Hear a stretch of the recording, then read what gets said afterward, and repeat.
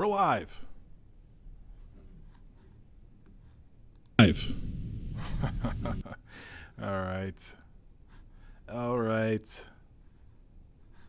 that's the wrong one. We need to go back to this one. Okay. So, abandoning all hope. Right? Sexy.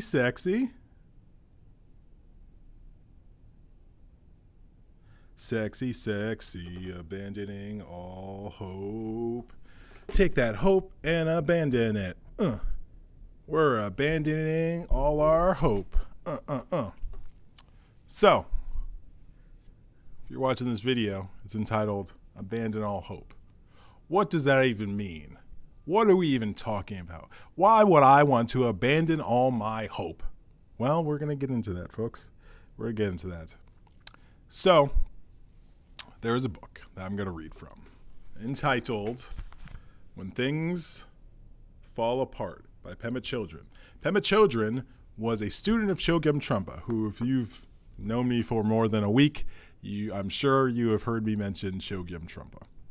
Anyways, I've been reading through this book, and this chapter, Hopelessness in Death, woo, child, it really went home, really got in there. So I'm gonna read from it. We're gonna talk about it because as much as smiling at fear, which is the other side of the coin, hope is one side, folks. Fear is the other side. Same coin, yin and yang. You gotta stay in the middle, okay? You gotta stay in the fucking middle. So, first of all, I feel like fear gets a lot of not undue, but I feel like it takes a lot of brunt of the blame, right? It's like, it's my fears, But hope does a lot of damage too. We're going to get into the damage hope does, and we're going to break down why hope is not your friend. But anyways, so I'm going to read from this chapter. We'll go by piece, and we'll just keep it rolling until I'm tired of talking and I want to go eat dinner. All right? So get ready. All right, so I'm going to read from, I'm trying to think the best way to do this. Okay, so chapter 7, Hopelessness in Death. What an inspiring chapter name. Okay. Turning your mind toward the Dharma does not bring security or confirmation. Turning your mind toward the Dharma does not bring any ground to stand on. In fact, when your mind turns toward the Dharma, you fearlessly acknowledge impermanence and change, begin to get the knack of hopelessness. In Tibetan, there's an interesting word, ye tang chi. The ye part means totally, completely, and the rest of it means exhausted. Altogether, yang tang che means totally tired out. We might say totally fed up. It describes an experience of complete hopelessness, of completely giving up hope. This is an important point. This is the beginning of the beginning. Without giving up hope that there's somewhere better to be, that there's someone better to be, we will never relax with where we are or who we are. We could say that the word mindfulness is pointing to being one with our experience, not disassociating, being right there when our hand touches the doorknob or the telephone rings or feelings of all kinds arise. The word mindfulness describes being right where we are. Yang Tang Che, however, is not easily digested. It expresses the renunciation that's essential for the spiritual path. To think that we can finally get it all together is unrealistic. To seek for some lasting security is futile. To undo our very ancient and very stuck habitual patterns of mind requires that we begin to turn around some of the most basic assumptions. Believing in a solid, separate self, continuing to seek pleasure and avoid pain, thinking that someone out there is to blame for our pain, one has to totally get fed up with these ways of thinking. One has to give up hope that this way of thinking will bring us satisfaction. Suffering begins to dissolve when we can question the belief or the hope that there's anywhere to hide. Hopelessness means that we no longer have the spirit for holding our trip together. We may still want to hold our trip together. We long to have reliable, comfortable ground under our feet. But we've tried 1,000 ways to hide and 1,000 ways to tie up all loose ends, and the ground just keeps moving under us. Trying to get lasting security teaches us a lot, because if we never try to do it, we never notice that it can't be done.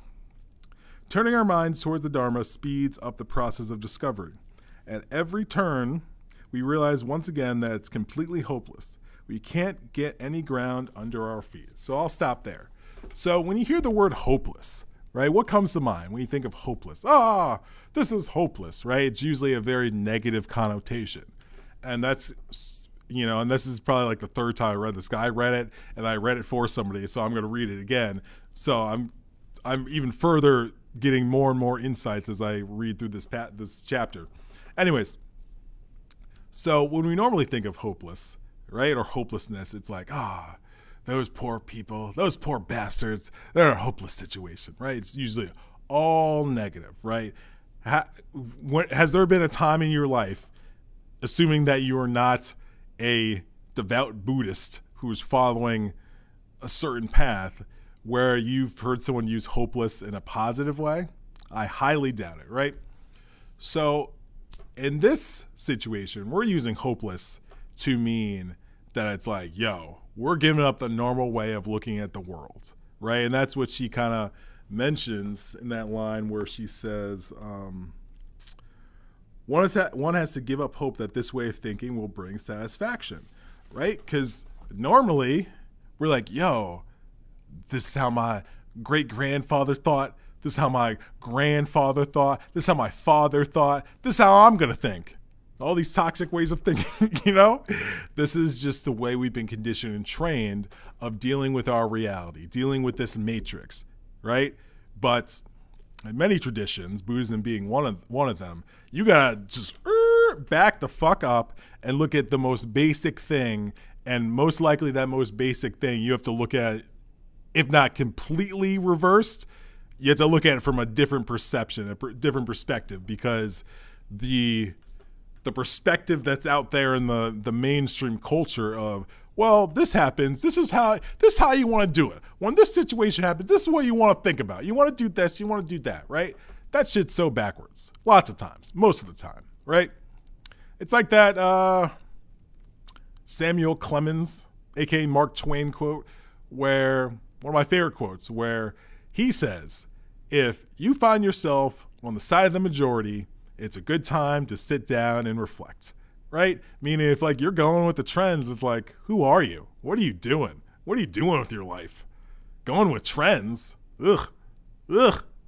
So the hopelessness we're referring to is the reversal of normally how we interact with the world, how we think about the world, how we emote connected to our world, how we psychologically process the world, right? Because it's a lot on, fear, run away from fear. Oh, but hope, balloon. Like think of fear. Here's something I thought of recently. Think of fear as a shackle, but hope as a balloon. But you don't want to be shackled and you don't want to be floating in the air. You don't want to be walking around, free to do whatever the fuck you want. Because if you're floating in the air connected to a balloon, what control do you have? You don't have any control. You're at the mercy of that balloon. If that balloon wants to pop, and it will, in permanence, that what are you going to fall to the ground? You don't have wings, remember? So, you want to be unchained by the fear, but also you don't want to be buoyed yourself up with the hope. And I feel like, going back to what I was saying in the beginning, I feel like fear gets more of the criticism than hope does. Hope is like, hope. I hope you have a good day. Like, I don't even say that shit anymore to people. Because now I just say, how are you? I hope you're having a good day. What the fuck does that mean? Okay. If they're not having a great day, then it's like, because I've thought about it like this. If someone's not having a great day, you say, I hope you're having a good day. It's like, I'm a piece of shit. I'm not having a good day. Or whatever.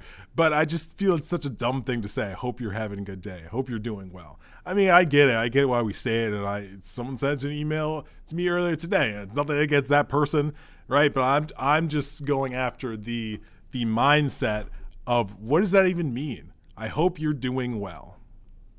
Okay, I mean, someone's not gonna say, I hope you're doing shitty, right? But isn't that implied? Unless someone hates you for whatever reason, why would I would assume that they would want the best for you, you know? So it just, I don't know, it's a whole weird thing with hope. So anyways, to get back on the course. So, you know, and just breaking down hope, you know, it's something that kind of buoys us up in a certain way. And that buoying and floating and lifting up, what does that lead to, folks? Ooh, disappointment. Dun, dun, dun. The most important D word, right? It leads to disappointment because things aren't going to turn out like you envision them. Oh, I hope that, you know, by next year I've gotten my whatever. What it doesn't even matter what it is, right? In our mind, we create this reality, right? In our mind. We're not talking about right in front of us in the present moment. We're talking about in our mind. We create this reality of this is what I want, this is what I want to do, this is what I'm hoping for, this is what I hope happens, right? We create all these things. We do it all day long. Oh, look at that guy. I wish he was my husband. Oh, man, I hope I could find a wonderful man or a woman. Or, you know, we can go down the line, right? We can go down the line and talk about the things we hope for in a day, in a week, in a month, in a year, you know, over 10 years, et cetera, et cetera. But the problem is, it's disconnected from reality, right? Now, if that same person, right, I ran into a lovely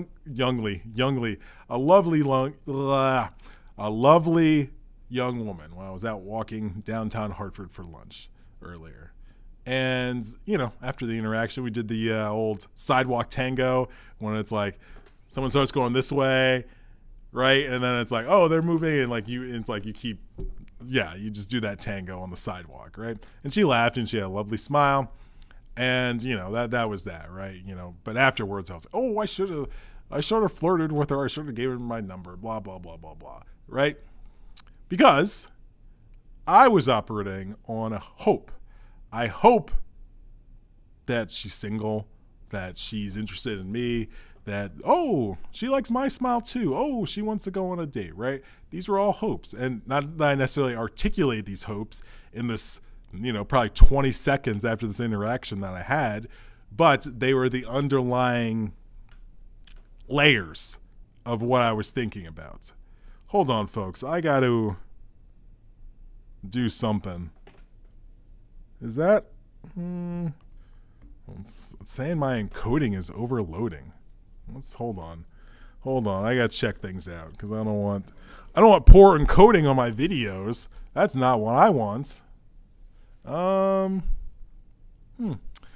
Okay, here's what we're gonna do, folks. T for timeout for 2 seconds while I can I don't think it's the I don't know what it is, but I'm gonna encoding overloaded. Consider turning down video settings or using faster encoder. This is the exact same settings I've used every time when I've done this. So I don't know why it's having an issue. But if you'll bear with me, I'm gonna go plug in something and hopefully this will solve the issue.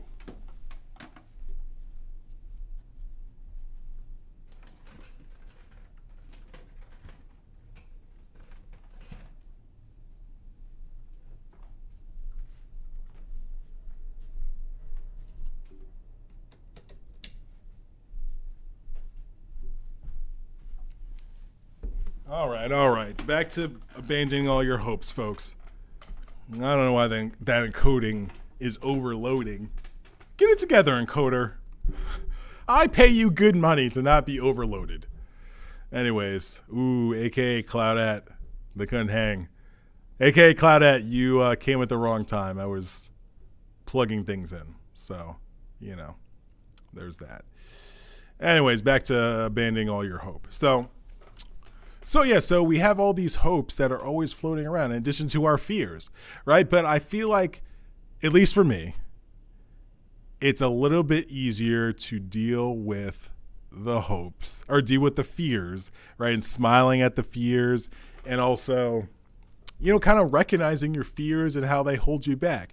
See, because it's like hope doesn't necessarily hold you back. It does in a certain sense, but it doesn't necessarily hold you back from doing things. But on the way to doing things, it just creates, or it sets up the stage for disappointment, right? Because disappointment is based on your expectations. Your expectations are like, oh, well, I want to get an A on my calculus midterm, right? That's the expectation, right? Whether it's something you've literally said out loud or just something, more vague, right? So if you get a B minus, still a passing grade, but you had an expectation, and then you're disappointed because you didn't meet that expectation. And that was all set up by your wonderful friend Hope. And this is the issue. This is why we need to abandon our hopes. So as we process our hopes, we need to understand, well, wait a minute. What is this hope doing for me? What is this hope even doing for me? How does me having this hope that this happened or that this other thing happens even benefit my life? And it's interesting because the more I've thought about this over the past few days, the more I've realized that the space that one wants to be in is where you are unchained from the fear, but also you're not holding onto the hope balloon. You're just walking about. You're just walking around. I'm really confused about these things, these encoding issues, and I don't know how to do it while this is very strange. I don't know why it's having an issue, folks, but I'll just keep going, and if it freezes for a moment, then it is what it is. Anyways, so understanding how these hopes manifest in our life, right? The fears, I feel like fears are a little bit easier to track down, right? They're a little bit easier to track down, our fears, and kind of how they show up and kind of how they can chain us from going in a certain direction or keep us kind of not moving in a certain direction. But the hopes, since hopes are given more of a pass, it's a little bit more difficult to root those out, because hope is fear negative, hope positive. Right? But it doesn't work like that, folks. It doesn't work like that. Because think about it like this. When was the time you were most disappointed in your life? Okay. You got that. Now, I would wager that was not connected to a fear. That was connected to a hope. Right? Use this example. Get married. Right? Oh, he's this great guy. I was reading this article where people shared just the moment you knew your marriage dissolved or your marriage was that was it, right? So it was very insightful just hearing people's kind of explanation, kind of what kind of sparked their awareness to realize yeah, this ain't it. I need to leave this arrangement immediately, right?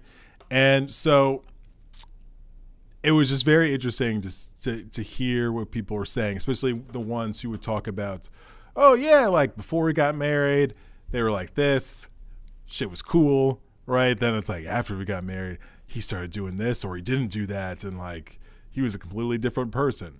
So I think often in relationships, people stay. I mean, I think it's both. It could be fear and the hope, where the fear of, I'm not going to find a partner again. I can't deal with the breakup. There's so many fears related to leaving a relationship, right? So we need to get into all that, right? We can figure that out. But then the hope is well, maybe they'll get better. Maybe they'll stop yelling at me at dinner. Maybe they'll stop cheating on me. Maybe these are all hopes. Maybe they'll, stop using my, this is a real thing a woman wrote. Stop using my corporate expense card to pay for cam girl shows while they had left it at home while they were at work. I was like, Jesus, that nigga did not give. He gave negative fucks. Was he trying to leave and that was his okay, I know she'll leave me if I do this, because goddamn, I don't even know how to wrap my head around that one. But yeah, we build up all these hopes about relationships, about ourselves. Ooh, I hope to be, I want to be a wonderful actress by the age of 25. I want to be the best coffee maker in the St. Louis area by the time I am 22, right? And no one's saying don't have goals, people. No one's saying, this is a nihilistic sort of speech about like, oh, well, all this shit's fucked. What are you having hopes for? What's wrong with you people having hopes? Like, this shit's fucked. Like, just go sit in the corner, right? This is not that speech. This speech is recognizing the damage having hope has on our psyche, on our emotions, on our experience, because it does do damage. And we need to be honest about this. We need to be honest about the disappointments that have come from hope, right? We need to be very honest about that. This isn't just me saying this. Think about your own life. Think about all the hopes you've had and all those balloons that burst and how you felt after those balloon bursts. Yeah, sure. I'm sure, a broken clock is right 2 times a day, right? There's plenty of hopes that like, oh, I hope I win this scratch up. And then you won the scratch off for $25. Oh, great. Oh, hope wins, There's, we have so many hopes all the time because, again, we're like sort of trained to have hopes, especially in this Matrix Malkuth society, right? And we'll get into that in a little bit about how the hope machine kind of keeps us buying in, keeps us coming back for more. Even if we know and we presented evidence that like, oh, all this shit is bullshit, hope keeps us coming back. Hope keeps us coming back for more. Even if like the meal we're being served is shit, not even like it's not a good meal, it's like literally actual shit. And the previous meal was shit, and the meal before that was shit. But you know what keeps us coming back, folks? Hope. Because it's not the fear. The fear doesn't keep us coming back. What keeps us coming back? The hope. The hope that things are going to get better. Hope that things are going to change. Hope, right? I have this moment now where it's like when I'm thinking about things where I kind of get below the layer and I'm like, oh yeah, that was a lot of hopes there. That was a lot of hopes I was just stirring up. I was stirring up my conscience like, yeah, like when I do this video, like, if like, I get like 10 likes, that'd be cool, right? And I don't necessarily think like that, especially with videos about any sort of wisdom or knowledge. Like I give 0 fucks how many people see it because it's more about the information than, I'm not necessarily trying to build a fucking occult science brands. I don't care about viewers for that. So I'm just getting the information out there. I find this information very insightful, very powerful, very profound. Let me share it with the world, right? But even further, I'm like, no, I don't. Like at the very least, it's like I want to just talk about abandoning hope because I think it's a very fun topic, So, just, man, hope is like,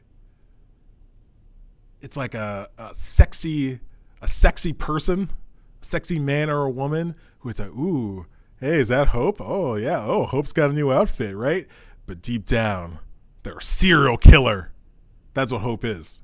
Fear is like, fear, it's like, oh, they're like a grizzly old hermit, right? No one's like going on dates with fear. They're like, oh, get out of here, fear, right? It's like, gross, right? But hope, it's ooh, yeah. Oh, hope is sexy, right? And then we go on a date and then, we get stabbed in the heart by hope. And it seems dramatic.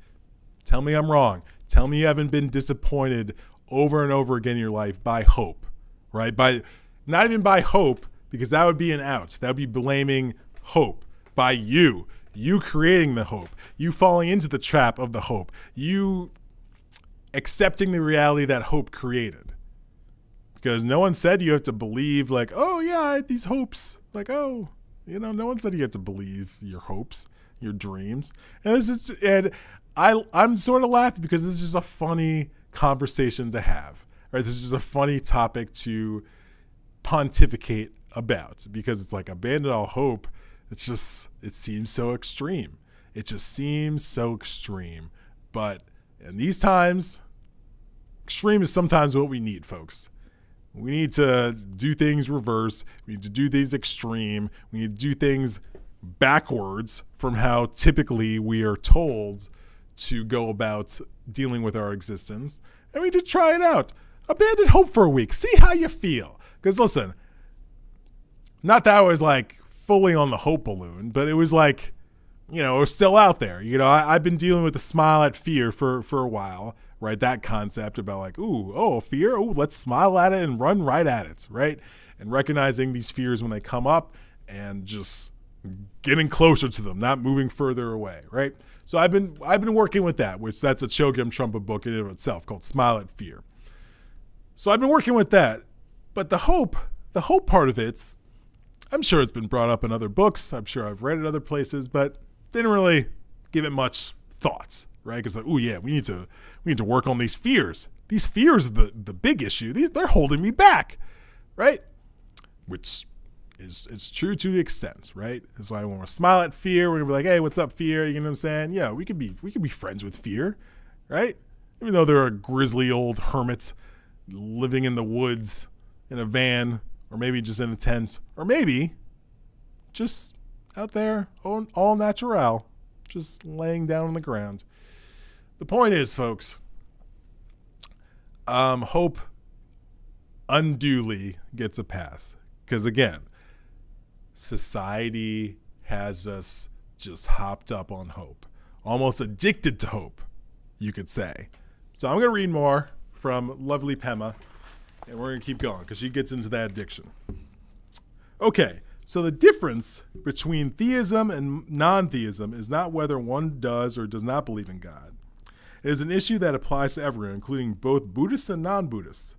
Theism is a deep-seated conviction that there's some hand to hold.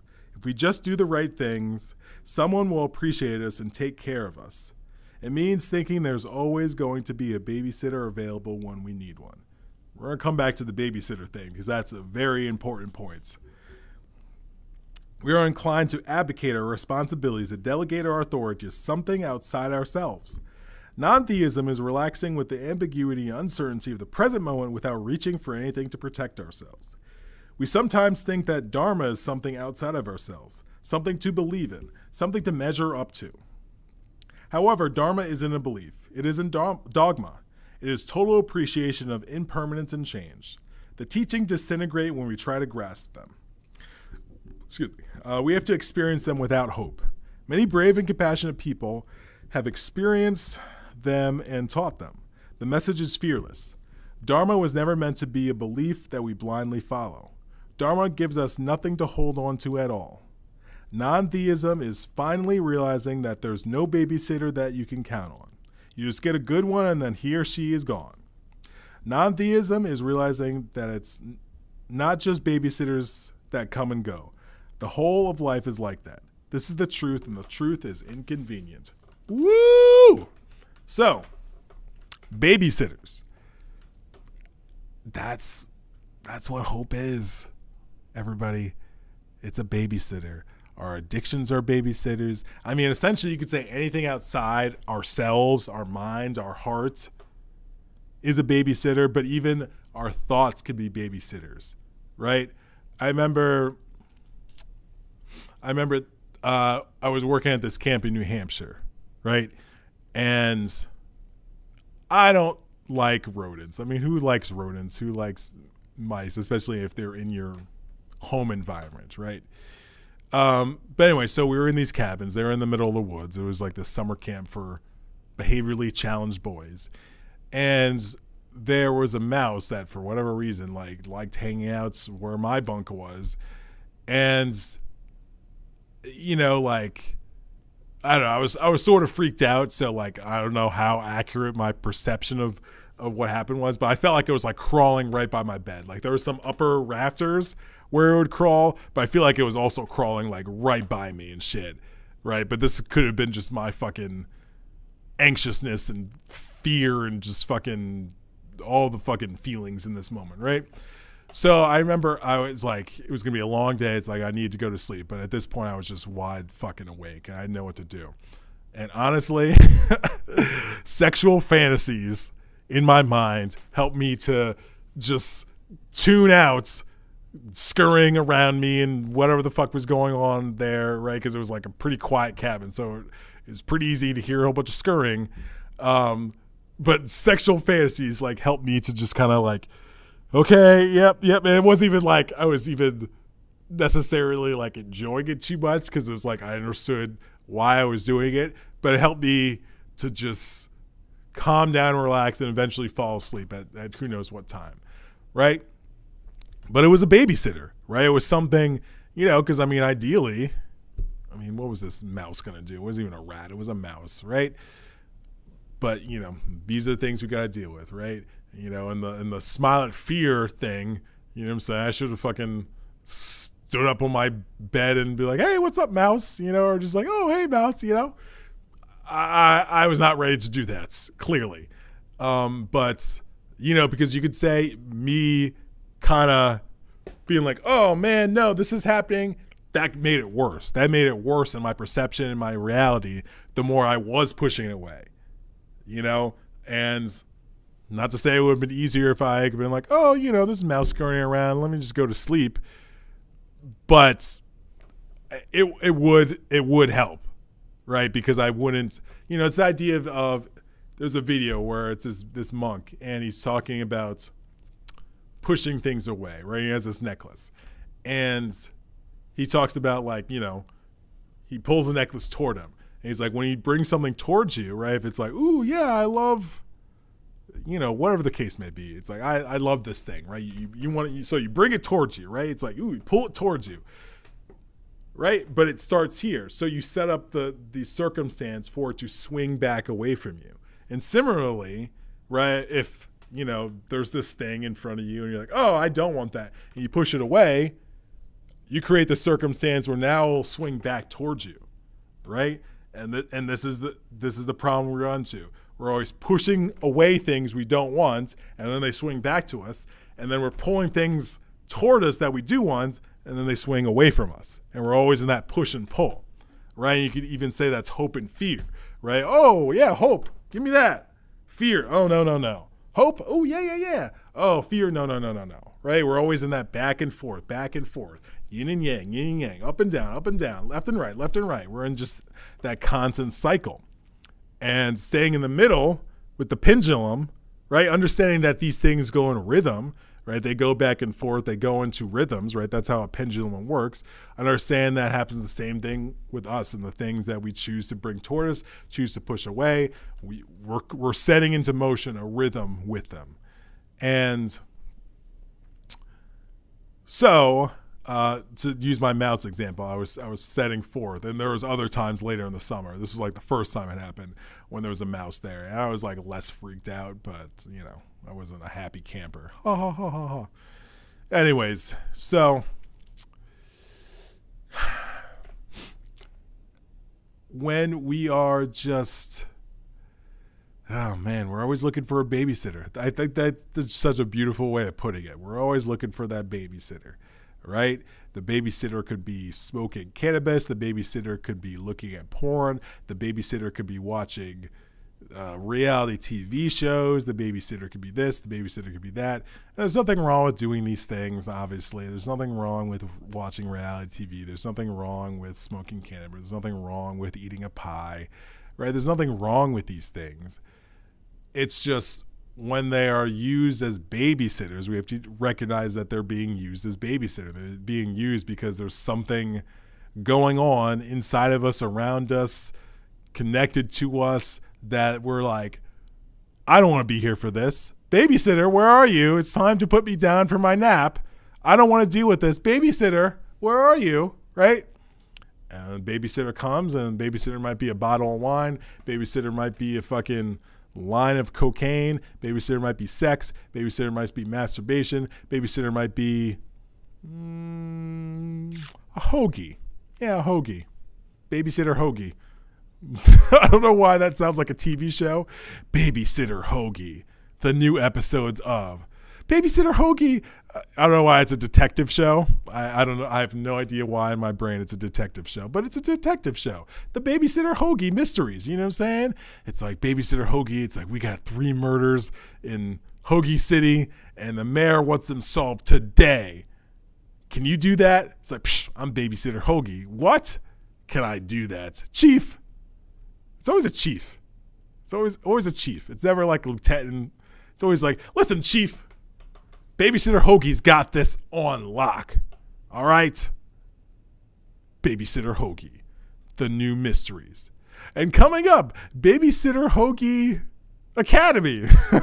Be like in the Babysitter Hoagie Police Academy. That'd be the spinoff. Anyways, Babysitter Hoagie. We're always looking for babysitters, and Hope can be one of those babysitters where we're just like in this moment where I'll use a personal example. I don't have a car right now. I'm saving up for a car, slowly but surely. And I hope to have, see what I did there? I hope to have a Toyota 4Runner. It's the only car that I want as my next vehicle. I love them. It's like many things I've learned about myself over the past few years as I further expand my knowledge of self. I really fuck with Toyota 4Runners. I just like how they look. I got to drive one when I went to Tennessee recently. And yeah, I just fuck with them. I want to be a Toyota 4Runner owner. Now, if I own a Toyota Avalon, will I be disappointed? If that's the only car I can get, yeah, I will be disappointed. Even me knowing that I'll be disappointed and knowing that the hope I set up by my own volition, I'll still be disappointed because I've blown up in my head about my next car is going to be a Toyota 4Runner. I've told people, yeah, my next car is going to be a Toyota 4Runner, Toyota 4Runner, Toyota 4Runner, right? I've said all this sort of shit about Toyota 4Runner, my next car, this is the next car I'm going to have, Toyota 4Runner, Toyota 4Runner, right? I've said that endlessly over the past like year and a half, probably even 2 years. And if that happens, great. If that doesn't happen, I'll be disappointed. I won't even mince words about that. I don't know why that wouldn't happen. I don't know what circumstance prevent me from getting a Toyota 4Runner, which is like there's hundreds of thousands, if not millions out there waiting to have new owners right now. So I don't know what circumstance would lead me to not be able to get a Toyota 4Runner. But let's just say, Toyota's like, you know what? We're taking all these off the road. No more. I'd be sad. I'd be disappointed. But is it because of anything with the Toyota 4Runner wrong being any way? No. It's due to my own hope, everybody. It's due to my own hope that I created with my own mind. And we do this for so many things. That's why a helpful exercise I did last night when I was just thinking more about this was I wrote down all the hopes I have, whether it was a small hope, a big hope, a medium hope. I just wrote them all down. I'm on page 4, and I feel like I have a few more pages to go. Because one, it was a good exercise. Because I've done this with fears before, and actually, I'm the next thing I'm going to do is do a new fear list, my fears. But I mentioned at the top, I feel like that's an easier list to access because we sort of know the shit that kind of gets a fear response out of us, right? I was having this conversation, shout out to Ango, about painting, right? Where I don't like paints where like I'll draw a dog, but I'll do pour, right? Pour painting where you mix a whole bunch of different colors. You're pouring on the canvas, you'll mix it around. It makes cool designs, right? That's the kind of painting I do, at least currently. And I did one the other day that came out wonderful, but I remember doing it. And I described it as like, am I skydiving right now? It was like so exhilarating. I was just like exhilarated. And it's just funny because was it that exhilarating what I was doing? No. But for me it was. For someone who hasn't done much painting in my life, doing this painting right now was very exhilarating because it was like, ooh, I don't know what's going to happen. Ooh, is it going to spill this way? Is it going to go that way? I don't know what the design's going to be, right? There was a lot going on. And I just felt it was so exhilarating for me personally because it's not something I've done a lot in my life. It's still a very new hobby, activity for me, painting, And, I was thinking about like if and when I ever go skydiving, I'll probably be like, that was cool. I'm sure it'll be exhilarating in the moment when I'm free falling at, with G forces or whatever. But I'll probably after it's done, I'm like, oh, okay, it won't be a big deal to me. But certain things, but certain other things, like I described it as this, like for me, painting was like skydiving, but for other people, painting is like cutting a slice of butter, right? It's not even like, oh, we cut butter today. It's like, ooh, it doesn't really do much, but it's based on our own experiences and based on our own kind of connections to these experiences. Like doing a video, there's some people like, what, you sit and do videos? Like that's terrifying to me. Not for me. This is like cutting butter. I enjoy talking. I feel like I have a great point of view and great insights on things, and here we are. But for other people, that could be their skydiving, sitting and doing a video, a live video at that.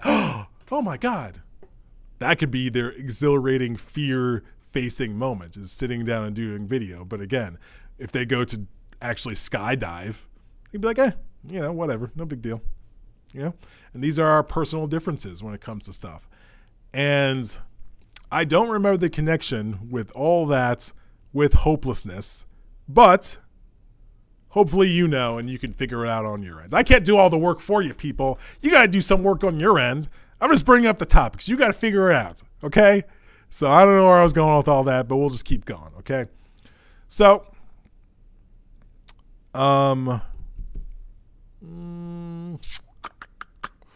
okay, I'll just keep reading. We'll regroup. I'll just do a little bit more reading. Okay. All right. For those who want something to hold on to, life is even more inconvenient. From this point of view, theism is an addiction. We're all addicted to hope. Let me read that again. We're all addicted to... What's that? What did he say? What are we addicted to? I don't know. I didn't hear him. Maybe you need to speak up. Oh, okay, I'll speak up. We're all addicted to hope. Yes, there it is. We're all addicted to hope. I'm glad you made it. Thanks for being here. Well, if you weren't here, I wouldn't know. So, we're all addicted to hope. Hope that doubt and mystery will go away. This addiction has a painful effect on society. Society based on lots of people addicted to getting ground under their feet is not a very compassionate place. Okay, so this is a perfect time to talk about groundlessness, right? And we'll get back to the addiction thing. The babysitter, when I was talking about the babysitter, right? We're always reaching for the babysitter. Ooh, babysitter, I don't want to deal with my life. Oh, come tuck me in, babysitter, right? Where the babysitter is Netflix, or the babysitter is drugs, alcohol, sex, weeds. It doesn't matter what the babysitter is. We can sit here for fucking 7 years coming up with a list of babysitters that people use. The point is, it's because the ground in this world is always shifting. It's always moving. It's always changing, right? It's like a sandy cliff on a seashore. You don't build your house on it, because then your house will end up in the ocean. And this is the impermanence of life, which frankly I'm surprised I have not said, except for when I read it in there so far. Babysitters are because we don't want to deal with the impermanence of life. We don't want to deal with the reality of what's happening. We don't want to deal with the reality in the moment. So we seek something that will help us, like, oh, okay, this desk is here. Whew. Okay, all right, okay. Whew, we got a little bit stability. Okay, we can regroup. Whew, we got a desk, right? Or we got some ground under our feet. But realizing there's no such thing as ground. There's no such thing as stability. It's a mirage. It's an illusion. We're sold stability. We're sold ground under our feet. That's what advertising is. That's what government does. That's what corporations do. Oh, yeah. Oh, you feel like a piece of shit? Well, all you need is this new whatever. Oh, yeah. You don't have any friends? You feel like a piece of shit? Oh, well, all you need is this. Oh, yeah. You feel ugly? You feel like, no one likes you? Well, if you just get this, everything will be fine. It works on the premise that this whole thing is unstable, and that if you have our thing, if you vote for me, if you subscribe to my channel, if you buy our new lemon meringue Tootsie Pop, that it'll be all stable. I have a quote over there that I look at all the time. No calming thoughts, no stable waves. That's exactly what it sounds. There's no calming thoughts, there's no stable waves. Uh-oh, I got to plug in my computer or this thing's going to be a wrap, folks. So hold on, let me go get my plug. I don't need to narrate these things, but I am.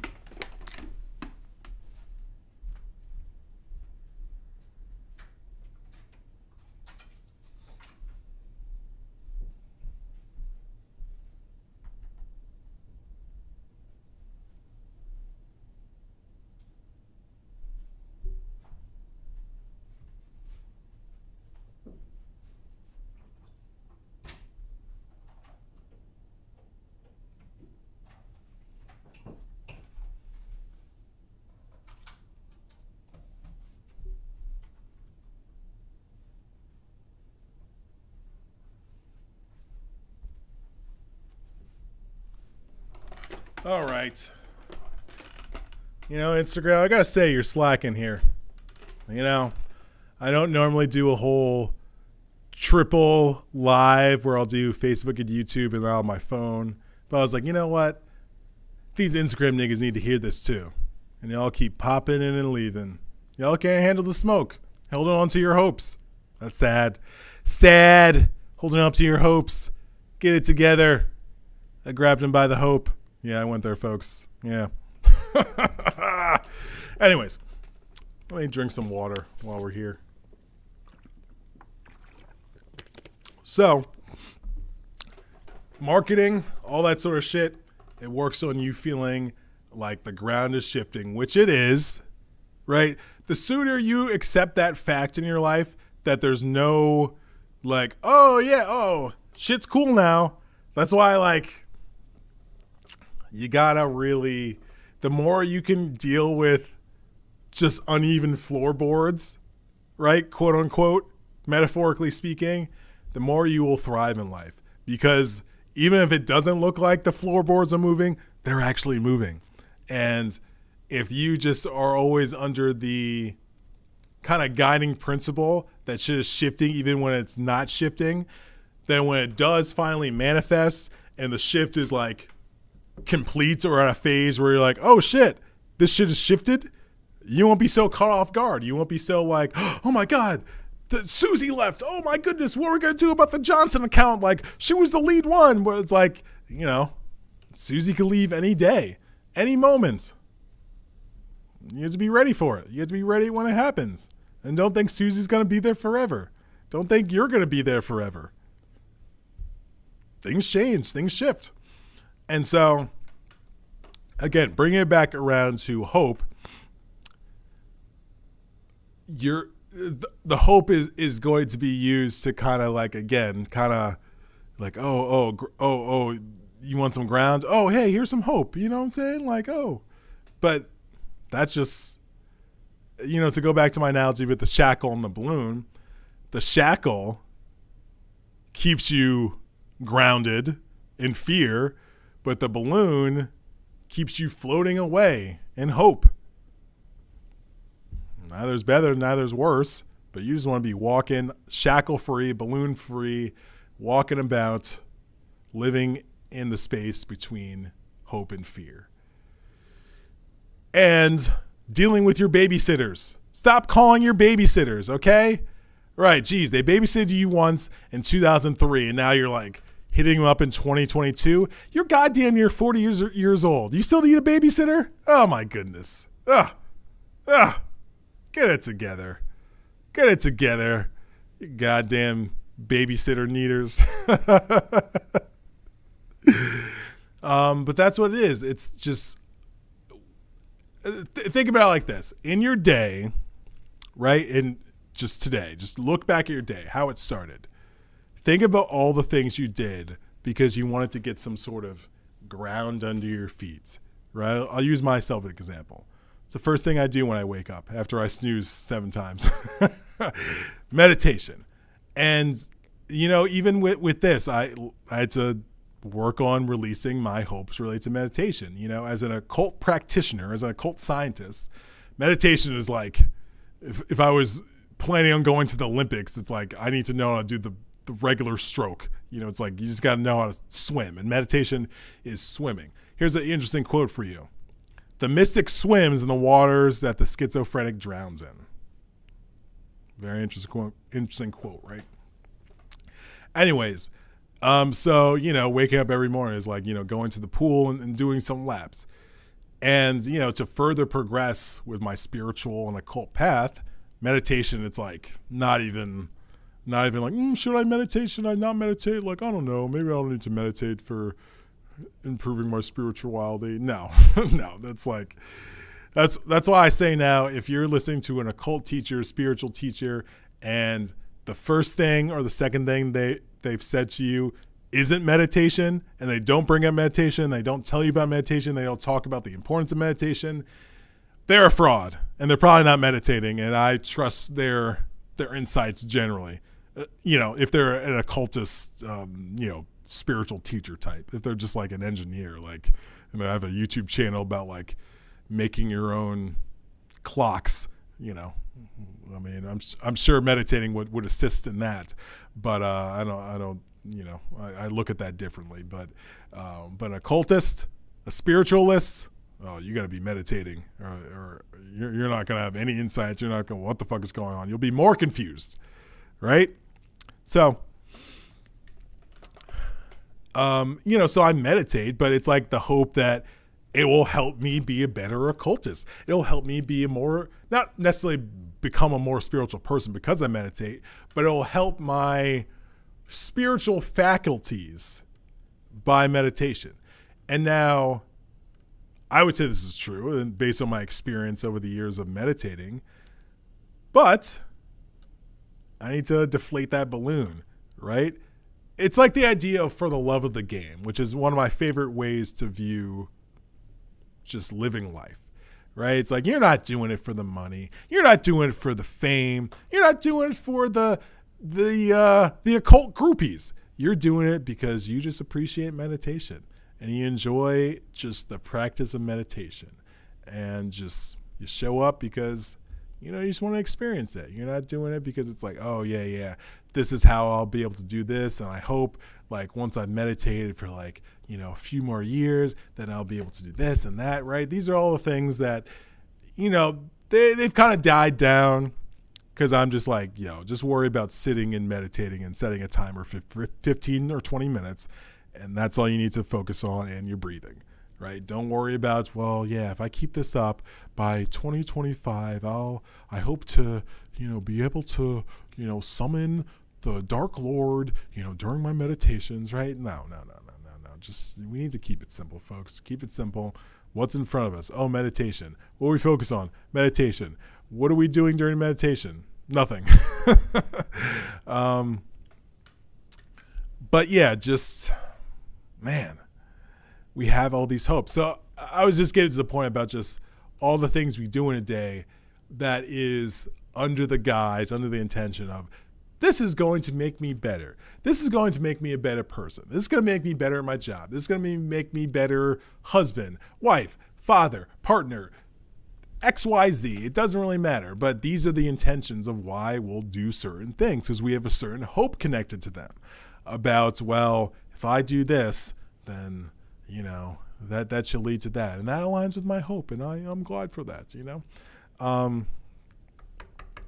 So when we really break it down, we're just addicted to this hope drug, I don't think we get as too addicted to fear, because I feel like that's a hard one to just be like doing a whole bunch of lines of fear.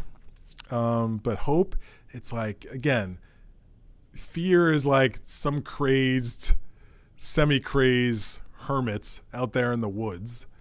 But hope is like a sexy model, but inside, they have a dark black heart, the darkest heart. And when they are done with you, you'll know it.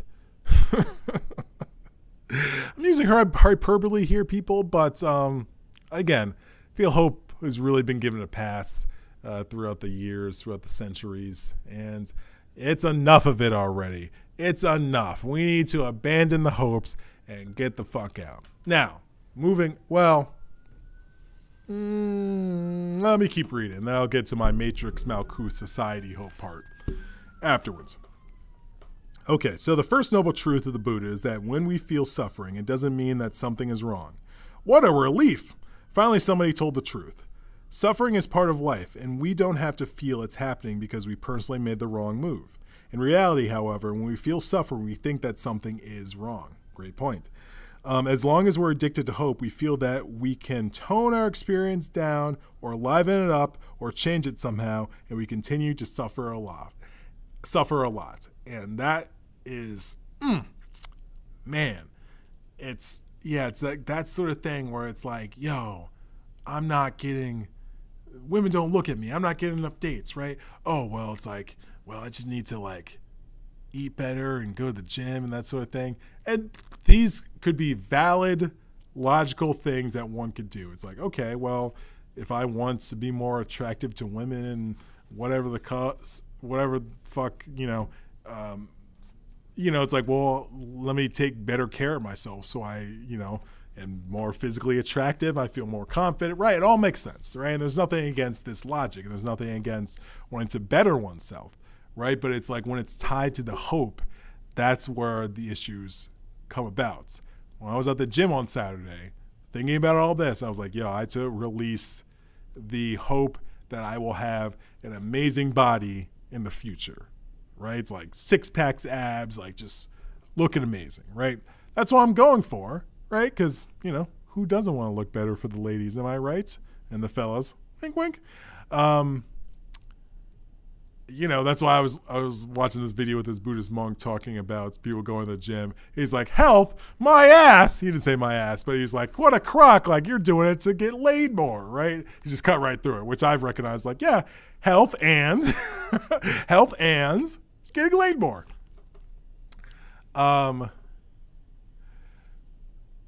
So, I forgot where I was going with that. No, what was I talking about?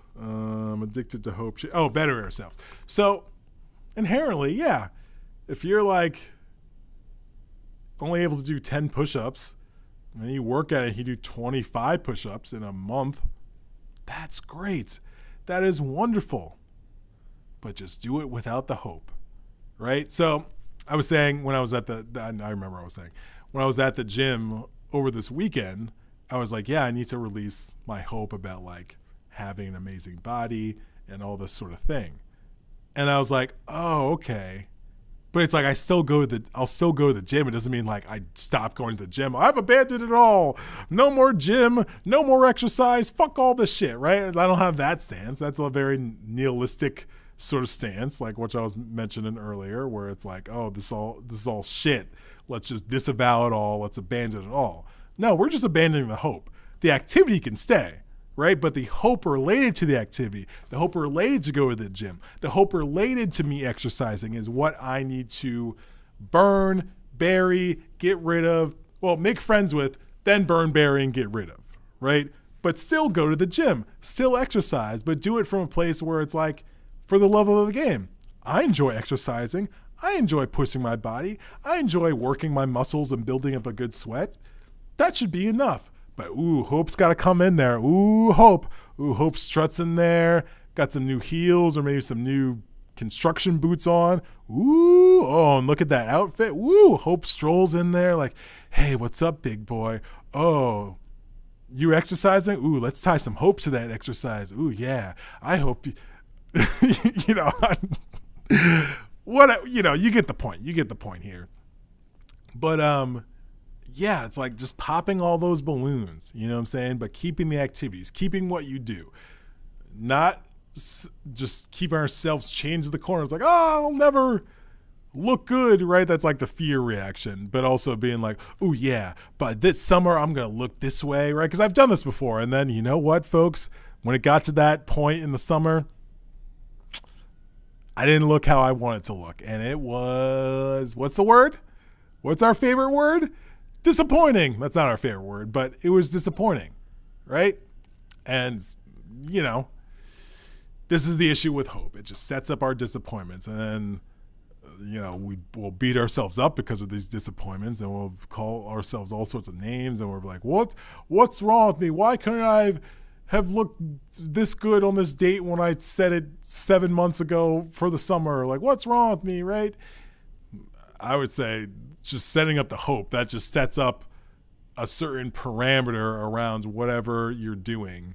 That's like, okay, well, here's the thing, and here's the parameters around the thing. Okay, go. And it's like, ooh, yeah, we were doing the thing, but the parameters, yeah, we missed the parameters. And it's like, you piece of shit. How'd you miss the parameters? You set up the parameters.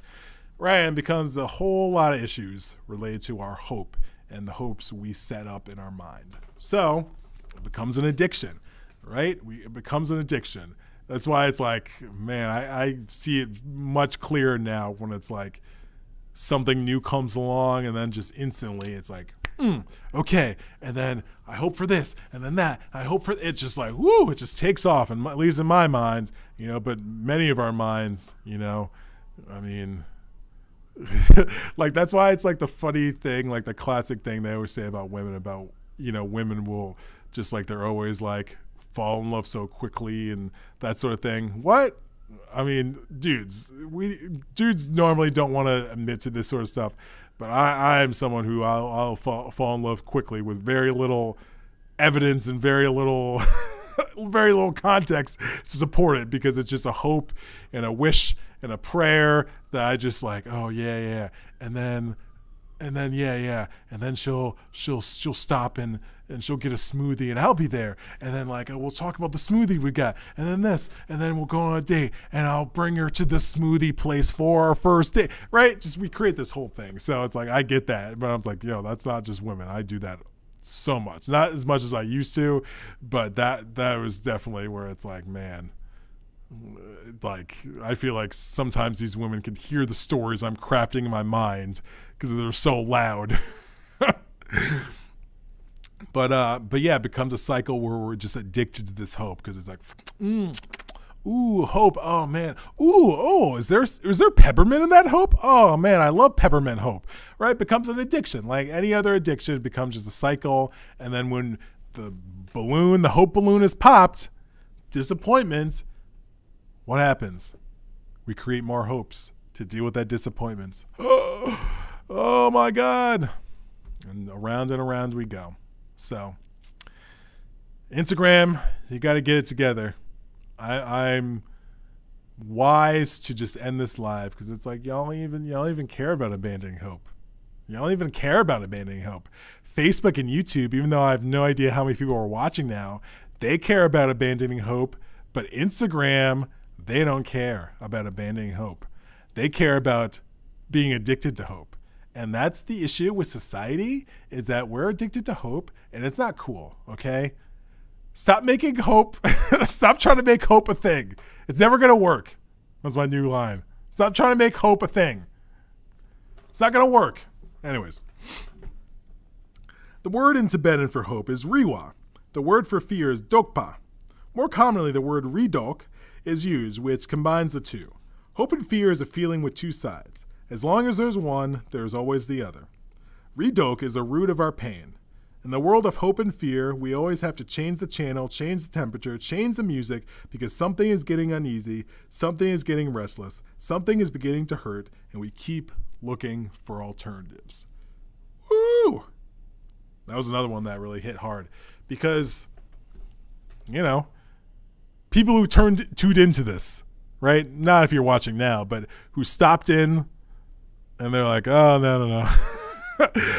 No, I'm out of here. I don't, no, this is not the message for me, right? Was it something I said? Was it the hat I was wearing? Was it my background? Was it the words I was saying? Was it the fact that I trim my own beards? I don't know why they tuned out. It doesn't really matter. But there was something in them that told them, we need to leave. This is not it. We need to go. And I'm not talking about celebrity gossip. I'm talking about shit that is uplifting and insightful and something to ponder and to reflect upon, to have a better grasp of your own inner reality and outer reality. So I feel like it's worth listening to, but hey, that's just me. You can make up your own determination. But we're always constantly like, oh, change the channel, change the thing. Like I've noticed me with streaming music versus listening to vinyl. I love listening to vinyl, but also I like the ease of being able to stream something from the 1960s, some jazz from the 1960s, and then like after that, some hip hop album from 2021, right? Just very seamlessly, right? I enjoy that. But I've noticed that creates where I always want to skip songs, right? But if I'm listening to a CD in a car or listening to a vinyl, like skipping songs on a vinyl, it's like not what you do. Maybe you might put on a specific song, right? But it's like you put on the vinyl, plays through the side, you flip it over, plays to the other side. That's how I listen to vinyls. I don't skip around vinyls. Ooh, oh, hold on. Let me put on this one song from the vinyl. Oh, let me put on this other song from this vinyl, right? I mean, I guess that's what DJing is, if you use vinyls. But if you're just like sitting there listening to them, not DJing, that's not normally how you do the experience. But I noticed over the years, as streams become more popular, I'm more inclined to skip around on CDs and songs, where if I was just in a car listening to that CD, more than likely, unless it was just like, I don't know what the fuck this song is, I don't want to listen to this song, it was an extreme reaction, which isn't necessarily a better excuse. It's still an excuse that I want to skip the song. But it's like more of like on a whim, like, whatever. Let me see what else is here, because it's so easy, right? But it's like in modern society, we're presented with very easy ways to just change whatever's going on around us. Oh, it's too cold, put on the heat. Too hot, put on the AC. To this, do that. Turn off the lights, turn on the lights, close the curtains, open the curtains. We're always presented with options to manipulate and change our reality. But this presents an issue because then we're more inclined to always want to change and manipulate our reality when lots of times it's probably fine. But it's just something in our mind that's like, something's wrong. It needs to change. Something's wrong in the present. Change this, change that, right? It's just something in the back of our mind that's driving that perception that this needs to be changed. You need to change the station. You need to change this. You need to change your socks. Well, if they smell, change your socks. But it's something inside of our minds, a not balanced part of ourselves that we need to work on. And it's lots of times fueled by our hope. Oh, I feel cold. Well, I hope, oh no.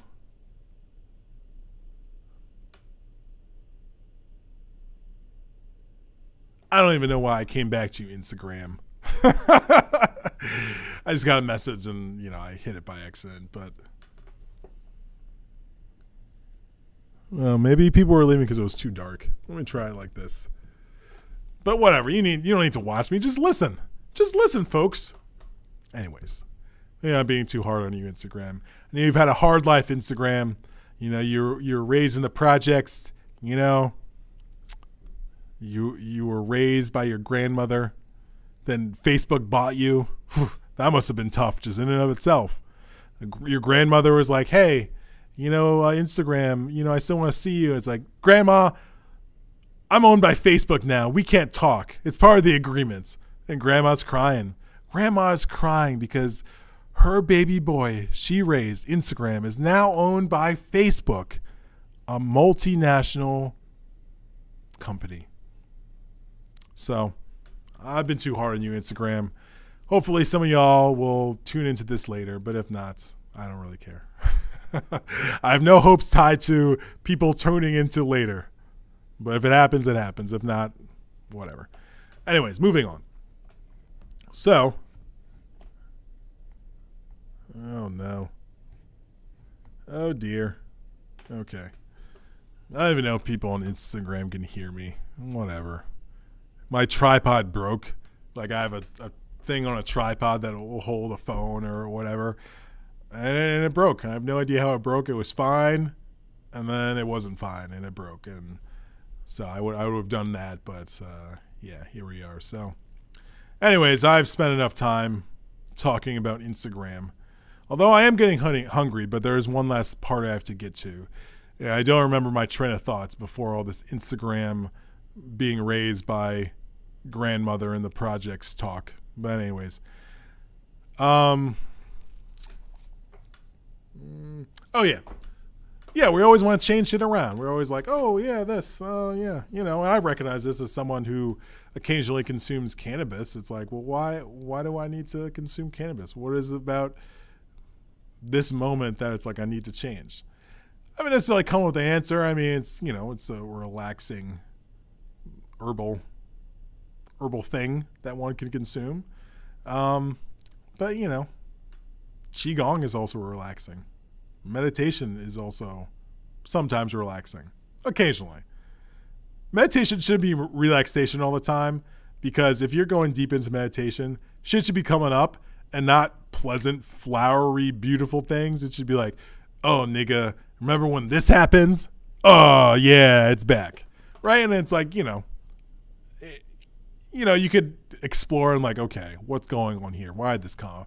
Or you could be like, we're just focusing on meditation. We're going to put that aside for right now. And it's not that you're ignoring it, but it's like you're focused on the meditation. So it's like you return to your breath, right? Even though that random thing from 33 years ago came up in your conscious during meditation, and probably for a reason, you could look at it a few ways. The mind is just like, hey, you're ignoring me. Let me bring up traumatic things, extreme things, so you can pay attention to me, which is part of it. But also, as you go deeper in your mind, there's things that are going to come up. Just like if you're dredging a lake, if you dredge up the bottom of the lake, you might find bodies. Bodies of water, folks, not actual bodies, you weirdos. No, actual bodies too. So, yeah, we always want to change things around. We're always just living in that state about like, yeah, change the channel, change this, change that. I need to change my appearance. I need to change this. I need to change my hair. I need to change my shirt. And inherently, again, there's nothing wrong with changing things. This whole experience, this whole life, this whole muckety-muck physical incarnation is all about impermanence. It's all about change. It's just what hope do you have tied to that change? What hope do you have tied to that impermanence? It's up to you to determine that, folks. It's up to you to figure that out. But if you want to recapture reality and rebalance yourself, behooves you to look into these things, to look into your hopes and disavow any hopes, and just do it because you do it. Don't learn piano because you want to be an amazing musician. Learn piano because you want to learn piano. And you have no hopes on what will come from your developing your piano skills. I'm sure something will come from it, you know, like I'm sure if you keep developing your skills and you keep putting yourself out there in terms of your pianist abilities, something will come from it, but you don't have any hope tied to what will come from it. And you don't necessarily need to nail it down and be so specific about like, yeah, I hope that, you know, Atlantic Records, you know, after I finish that conservatory internship, that's not it. I don't know, where people who play piano, I don't know, where they train. I don't know. Conservatory is not the word. Maybe it is the word. Anyways, you just release the fears related to it. And I know I sound like a broken record, but this is such an important kind of topic to unpack that, I don't know, could I unpack this in 5 minutes? Maybe. But there's a lot of moving parts to when you say abandon all hope. That's like, what? Huh? That, you know, I thought I was going to be at 40 minutes. I feel like I have another about 20 minutes to go, but maybe that might turn into another 45 minutes. I might just get this sucker up to 2 hours, but I just have one. Well, there's more reading to do, but there's one last section I want to get into about how society's hope kind of keeps you. Actually, I'm going to do a separate video because I'm hungry, and yeah, I'm tapped out. I'm tapped out talking about hope. I'm hungry. I'm thirsty. I hope to eat some food soon. Damn it. I should have ordered so it would be on the way here. That's a smooth move. And I've learned that from Brother Panic, because when he does long things, like when I had class with him, he would order towards the end of class so that by the time he was done with class, his food was here. That's how you do it. Now I got to finish this video and then order when I could have, the wait time could have been while I was doing this silly video. Oh, my goodness. I dropped the ball, folks. I hope next time I don't drop the ball. See what I'm doing there? I'm being cheeky. Hee hee. Anyways, let's keep reading. I'll finish up reading and then we'll Oh, man, I got a whole bunch of pages. Whole bunch of pages. Okay, I'm going to fly through these. Well, do I want to fly through these? Let's think about this.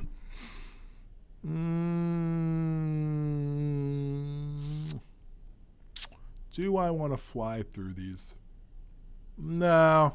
I'm just going to do another video on Thursday to continue on. Because frankly, I'm surprised this video was an hour and 15 minutes.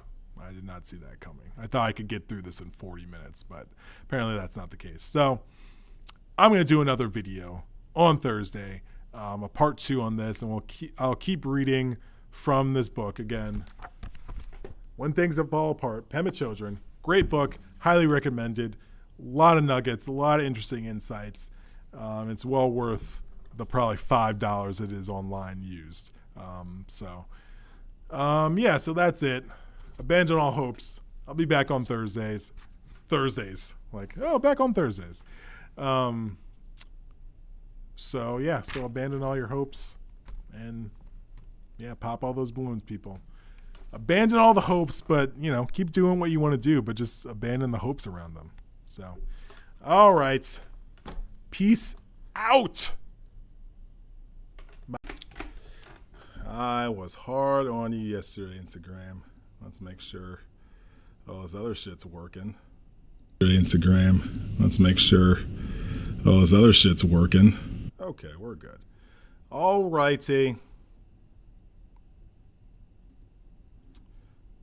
Okay, so we are back with another interesting rendition of Abandoning All Hope.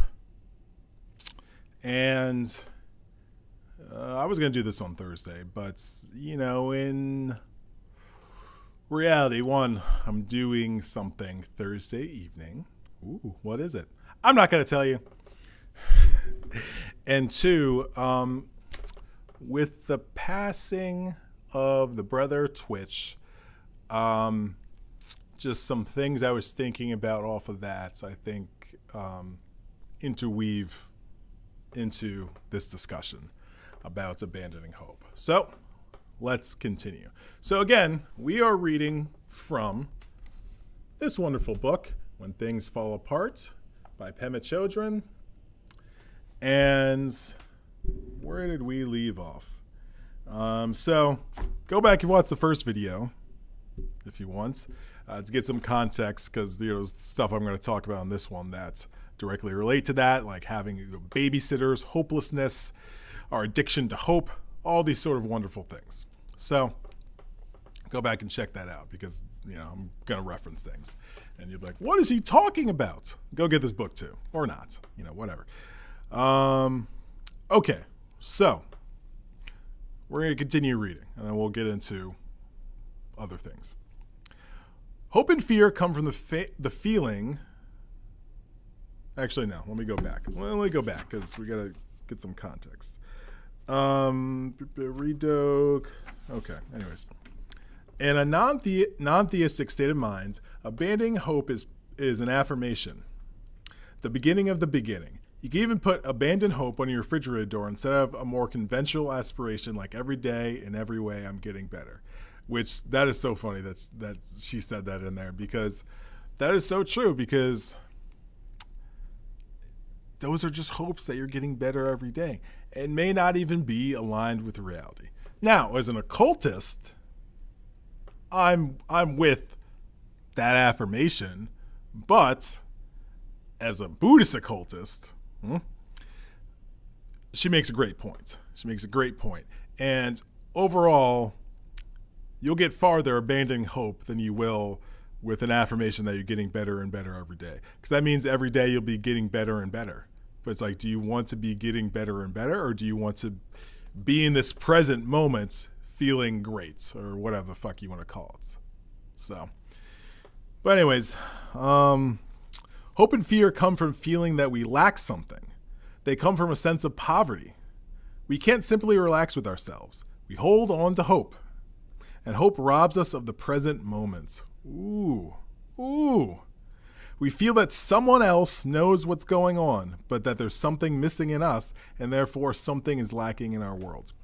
So this is where, I was talking about the fear is kind of like, it's like a grizzled old weirdo where that we can easily be like, oh, fear, get out of here, you ugly old grizzled weirdo. But hope is sexy. Hope is stunning. Oh, look at Hope. Wow. Oh my goodness, that's Hope's new outfit. Oh my goodness, right? We have just such a different relationship with hope to our detriment than we do with fear, right? Because we could look at fear like, oh, fuck fear. Get the fuck out of here, fear. Fuck you, fear, right? But hope, we're like, oh, well, come in, Hope. Oh, yes. Oh, sit down. Do you want some coffee, Hope? Right? Completely different relationship. And again, as I mentioned yesterday, hope is, what do they call that? A wolf in sheep's clothing. I think it's an accurate description of what hope is, what hope does to us. And so we'll invite Hope in. We'll serve Hope pizza and butterscotch. Not on the pizza, but maybe. And we'll have a whole different relationship with hope because hope is an attractive thing. Fear is not attractive, but hope is sexy. But at the end of the day, just like fear can keep you shackled, hope that balloon will pop and you will fall and you will break your leg or break your ankle or break your spinal column, depending on how high you are. Or you might just die from the fall if you're that high up. If hope is taking you up 2,000 feet into the air, when that balloon pops, woo, that might be a hip replacement, folks. So we need to understand that our relationship with hope is toxic. It's delusional, and it's further encouraged by society, this false, illusionary, delusional brand of dealing with reality. And again, I feel like if we're having the same conversation about like fear, yeah, you got to make friends with your fear. You got to smile at fear. Yeah, fear. It's like, yeah, you got to deal with that. People who are like, that makes sense. I got to deal with my fear. But it's like, I got to deal with my hope, but I got to abandon all my hope. That just sounds like nihilism. And, especially in the face of someone committing suicide, you would say that it's like, well, they have abandoned all hope. No, they could have still had some hope going on, but they also chose that it's like, well, that's not helpful. So this is it. I'm ending it. See you later, folks. And this sort of hope, and related to Twitch, who actually I didn't really know anything about until today. One of my friends mentioned about like, that really made me sad, and I had no idea what she was talking about. Then I go onto the interwebs on Instagram, and it's like, oh, this person. And, I'm like, oh, okay, who is this person? Then I research and I learn about him. Dancer, DJ, Ellen Show. So You Think You Dance. Wife is a dancer, right? Learned I got caught up real quick. And so there's someone I follow who made a video where he was very upset. He was friends with Twitch and his family, and he was very upset. He was crying, and he was just making the point, which usually when this sort of thing happens, people make this point, right? So I'm not knocking him for saying this, but I wanted to unpack this is part of the issue, this line of thinking. So he said, listen, if you know someone who's struggling, or if you're someone who's struggling, always know that there's hope, right? And also he said, always know that there's love, which, okay, I can get with that. I'll put that aside, right? But always know that there's hope. And I was thinking about that. And I was really thinking about it. I was like, that hope was actually, honestly, probably the problem when we really break it all down. Because think about it. Okay, you're successful. You have a beautiful wife. You have a beautiful family. You've done all these cool things. You're a dancer. You love dancing. You're out here. You're making people smile. You're making people happy from your dancing. And also, you got this darkness going on. Maybe it was pushed aside. Maybe it was a daily thing that kind of crept up. I'm not sure in his situation. Only speculations. But there are some darkness, which we all have to deal with. He is no different. To think that you, whoever you are, can't be in a situation where you would contemplate, consider, and carry out suicide, you are deluding yourself, right? Because just because you have been in circumstances where you haven't been like that, right, doesn't mean you can't. All right, and we need to be honest like that. Just like anybody, depending on the context and the circumstance, can turn into a raging psychopath, right? I mean, it could be it's like someone kidnaps your child and you just fucking lose it, and you just go into the streets of machete just looking for your child and chopping niggas' hands off, right? Or it could be something else, right? Anyways, the point is, anyone, okay, if you haven't dealt with your emotional system, your chakras, the trauma in your body, you could be a prime candidate to committing suicide, because that's, your success, your career, all that sort of stuff. The trauma that's in your body, the trauma that's in your chakras, the stored and stuck emotional energy that's in your body, it doesn't care the fuck if you dance in front of 200,000 people. It doesn't care about any of that shit.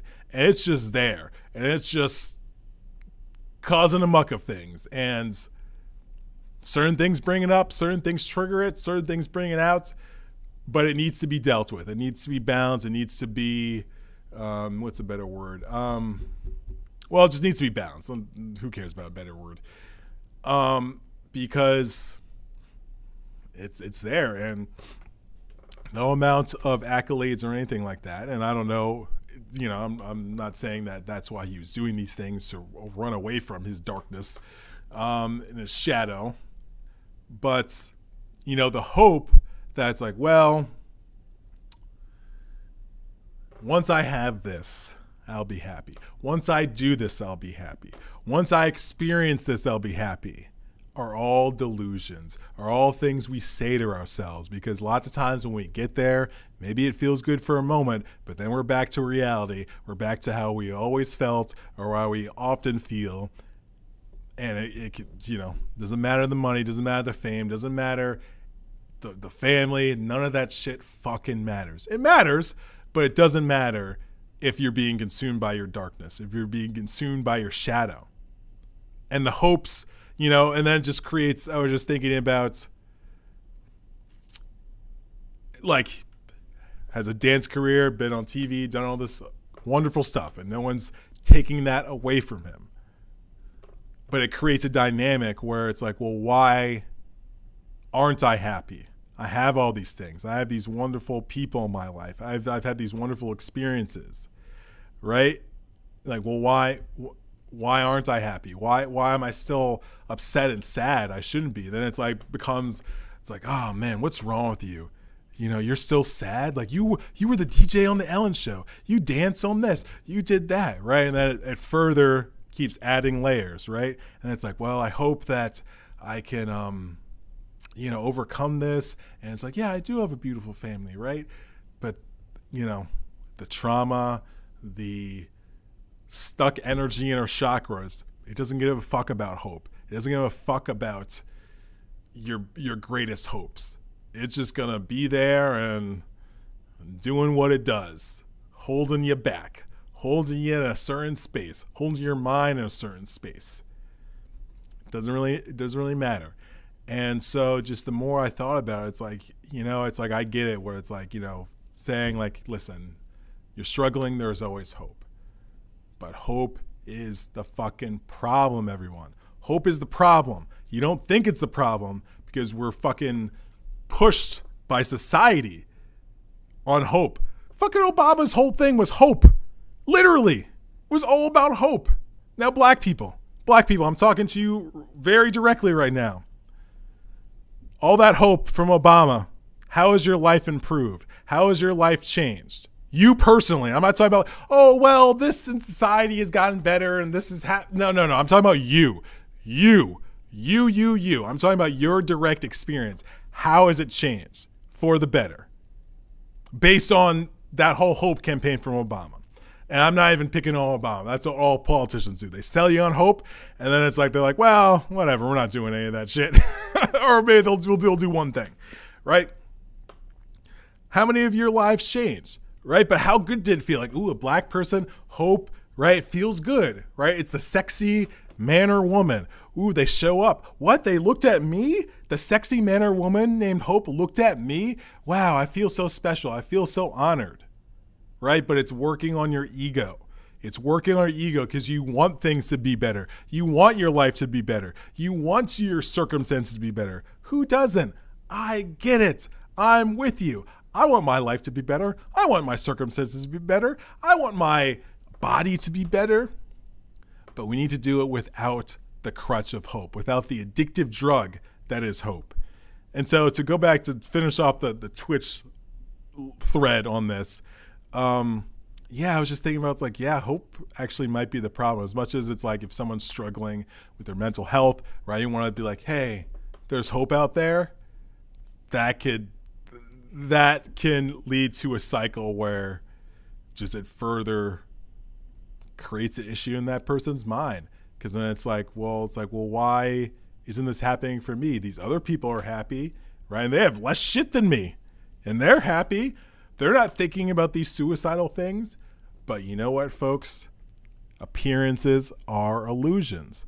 And this is a great reminder of this. And usually when this happens, when it's someone, quote unquote, the person you least suspect to commit suicide, it reminds you appearances are illusions. Just because someone's smiling and doing this, it's successful, they could be distraught inside. They can always be distraught inside. And just because someone's frowning and moody and wearing a goth outfit and dressed in all black, they could be as tripper as fuck inside and the happiest person in the world. But we're trained in society that it's like, well, someone's presenting like this, that's how they are inside. So if they're smiling, they must be smiling inside. If they're frowning, they must be frowning inside. But lots of times, it doesn't work like that. It doesn't work like that. And many times, it's the complete opposite. Like, so much so where lots of times I'm happy, but I've realized that, like, like I'm frowning for whatever reason, but I might be deep in thought, but it's like outwardly, it would look like I'm upset about something or mad about something. But it's like I could just be deep in thought and just not even caring about how my face looks. But to the external world, you could think like someone just punched me or someone accosted me, right? Because I don't have like a chipper looking face, but I'm fine inside. And conversely, I mean, how many times have we been smiling, happy, right, at work or something, at a family function, a social function, but something was tearing us up inside that no one knows about, only you know about, and you had to kind of like, you don't have to pretend. You could go there being like all sad, and people are like, well, what's up with you, right? But it's like, well, why'd you go to the events, right? But it's like, hey, maybe you want to go to the events to kind of snap you out of it. But yeah, it's like the times in our life where it's like, yeah, we've been smiling, we seemed friendly, but there's something eating us up inside, like deeply, that no one may even ever know about except for us and except in our own minds. But it was killing us. Appearances are illusions. Just because you see all these people on Instagram, just because you see all these people on the interwebs, these celebrities, all these wonderful lives, that doesn't mean they're happy. And that, I don't think I should have to say that, but it's worth repeating, right? There's a teaching moment. It does not mean they're happy. It does not mean they have their demons under control. It does not mean they have their shadow, their darkness, their trauma, their triggers, their chakra system, their emotional stuck energy. It does not mean whatsoever that they have any of that under control, balance, and able to deal with it where it's not going to get out of hand. The only thing that is true is that if and when it does get out of hand, you'll know about it more than just some person down the street from you, unless you're friends with that person, right? Because it's like, oh, this person they're having had a mental health episode. Their friends are saying it's this, blah, blah, blah. Like Kanye, for example. We don't know what's going on. But it's like, whatever is happening with him, it's just very public, right? And, I don't know. It's something that's happening. But yeah, just don't. Appearances are illusions, folks. The one thing that's not an illusion, fundamentally, is your mind. That's the only thing that it can become an illusion, because our minds, little fun fact for you, your mind will turn into anything you want it to. It will turn into a bacon cheeseburger if that's what you focus on. It will turn into a swimming pool if that's what you focus on. It'll become whatever you want it to be. And this is both positive and negative, right? If you want to be the best concert pianists in the world. And from a young age, you're just piano. You're working on piano. You're thinking about piano, researching famous concert pianists you love. You're just doing all these things related to piano.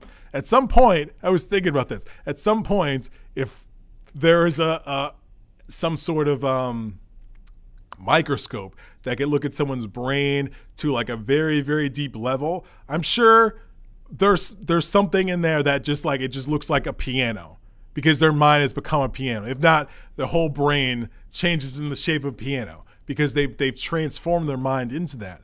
But in terms of illusion, our mind, it's like, hey, you got an illusion? I'll transform into that.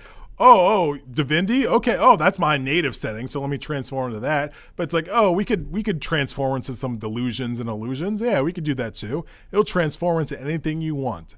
So, where was I going with all that? Well, appearances are illusions, folks. That was the main point of this whole discussion. Appearances are illusions.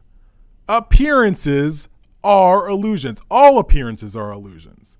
Again, going to the goth example. Just because you see someone dressed in all black and they're not smiling doesn't mean they're not happy.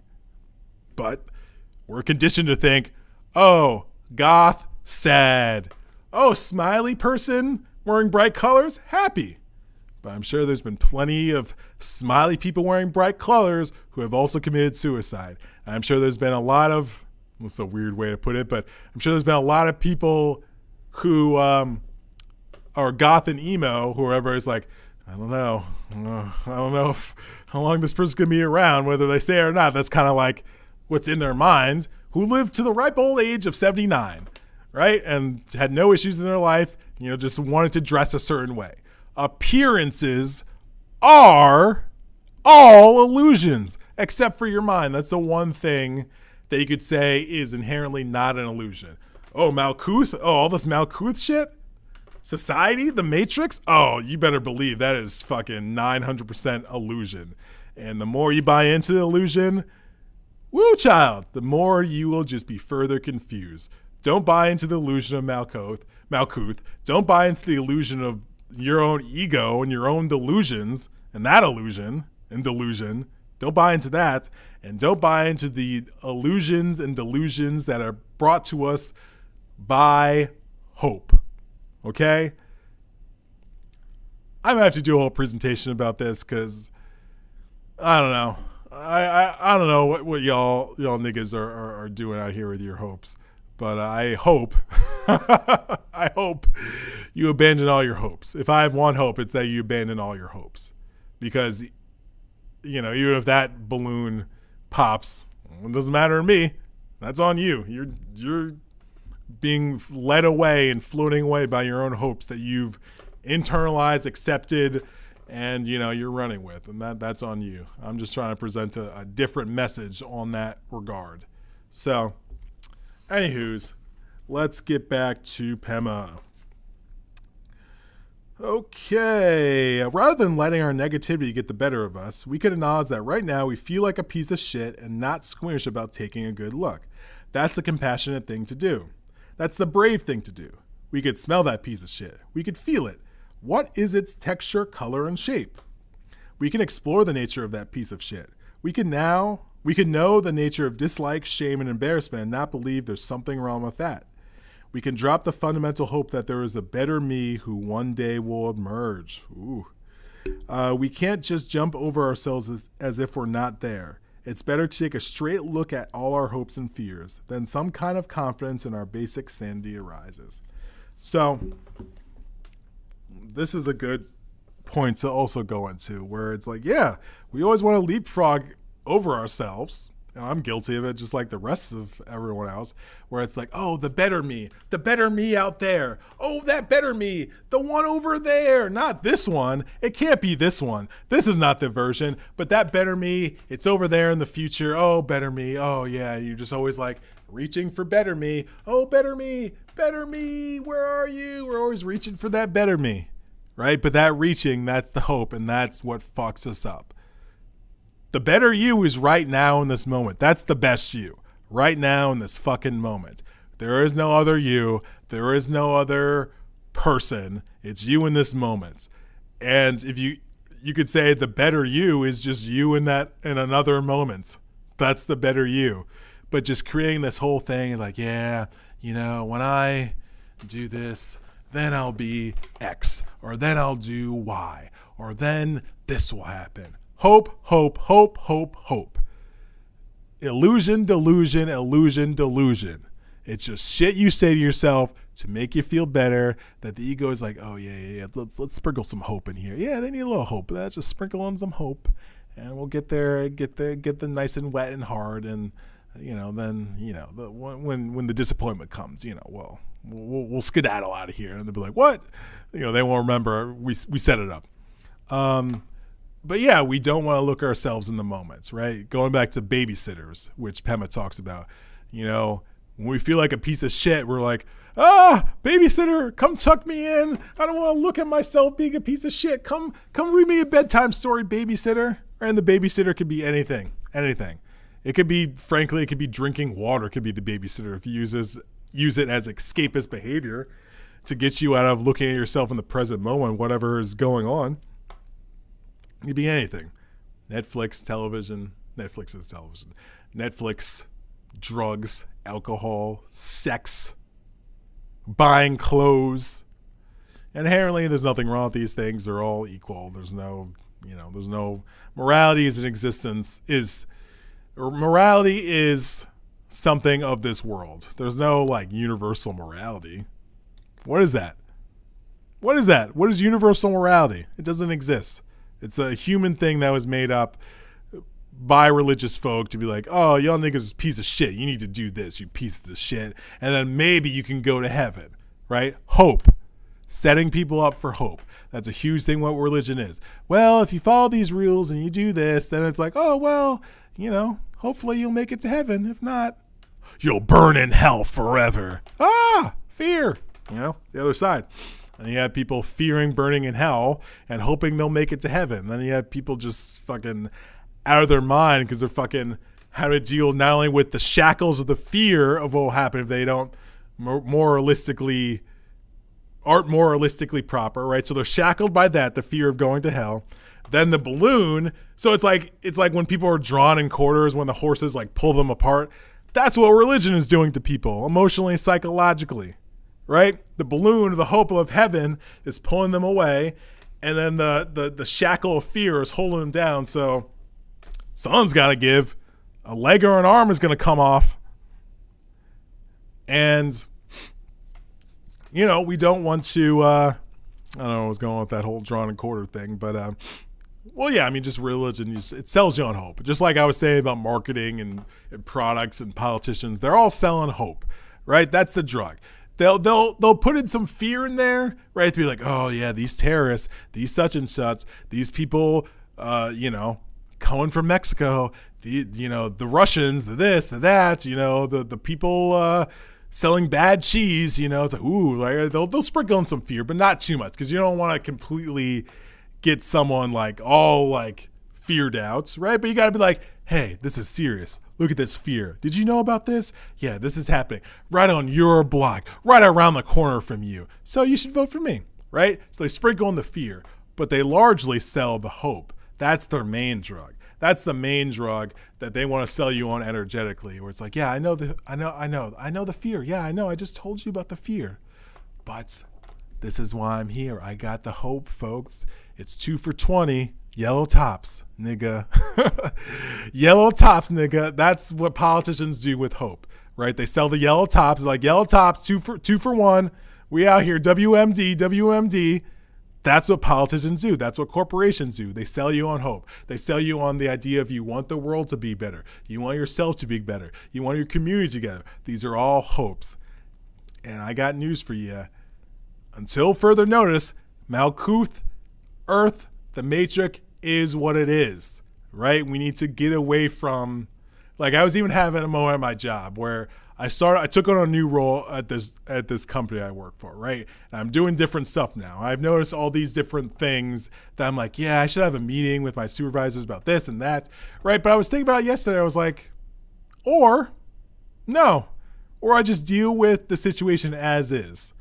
And maybe if they ask me like, oh yeah, this sort of thing, I brought things up to them, but not trying to be like, oh yeah, I need to make this better and do this, and then if we do that, right? I was like, no, I'm just gonna take it as is, right?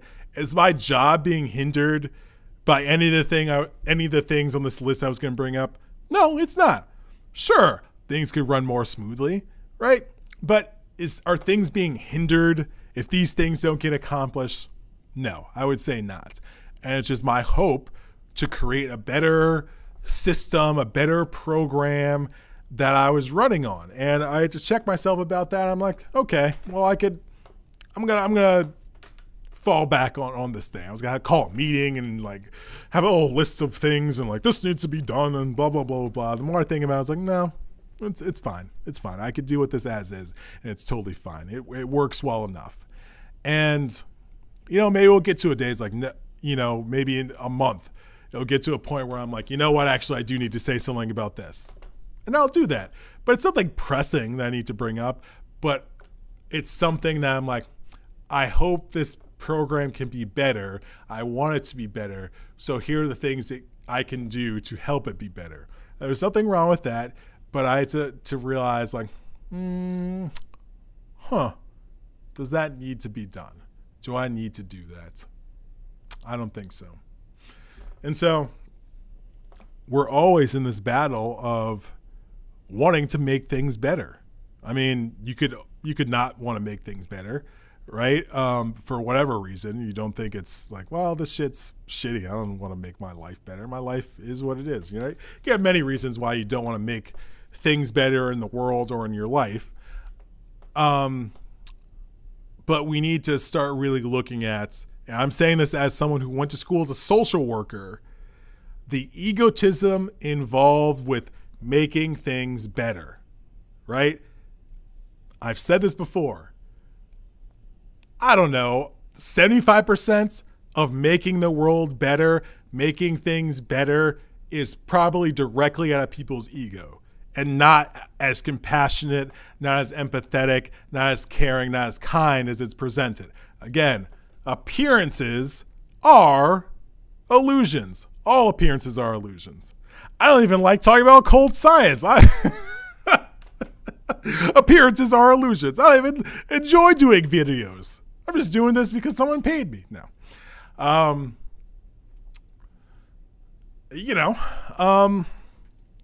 Appearances are illusions.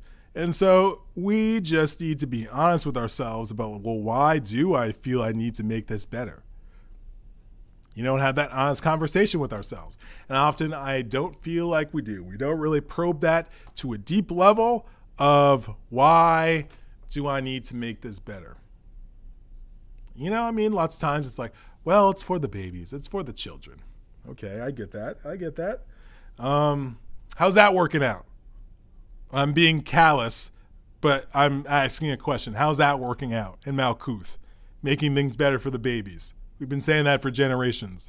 So either there's something that else is getting in the way of that, making it better for the babies. And obviously, things have improved, whatever. Or things are what they are.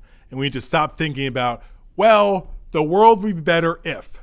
No, the world is what it is. The world is what it is. Now, one's perception of the world can always change, right? I think it was Wayne Dyer. He has something where it's like the world is perfect. It's just our perception is fucked up. I would agree with that. I mean, I would say there's nothing wrong with the world because I'm of the understanding I get what this place is. I get what this place does to us when we come and have a physical experience. I understand why we have issues, why I have issues in my life. I'm understanding to a higher degree. So when the world is being the world and people react to the world based on the world being the world, I'm not surprised.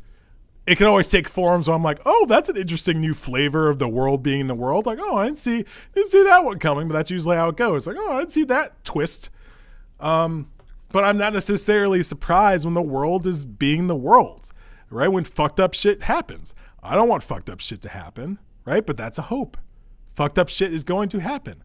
And I'm further releasing the idea. It's like, well, when everybody does a whole bunch of shrooms and ayahuasca, then the world will be idyllic. Okay, maybe. But also that could create more problems.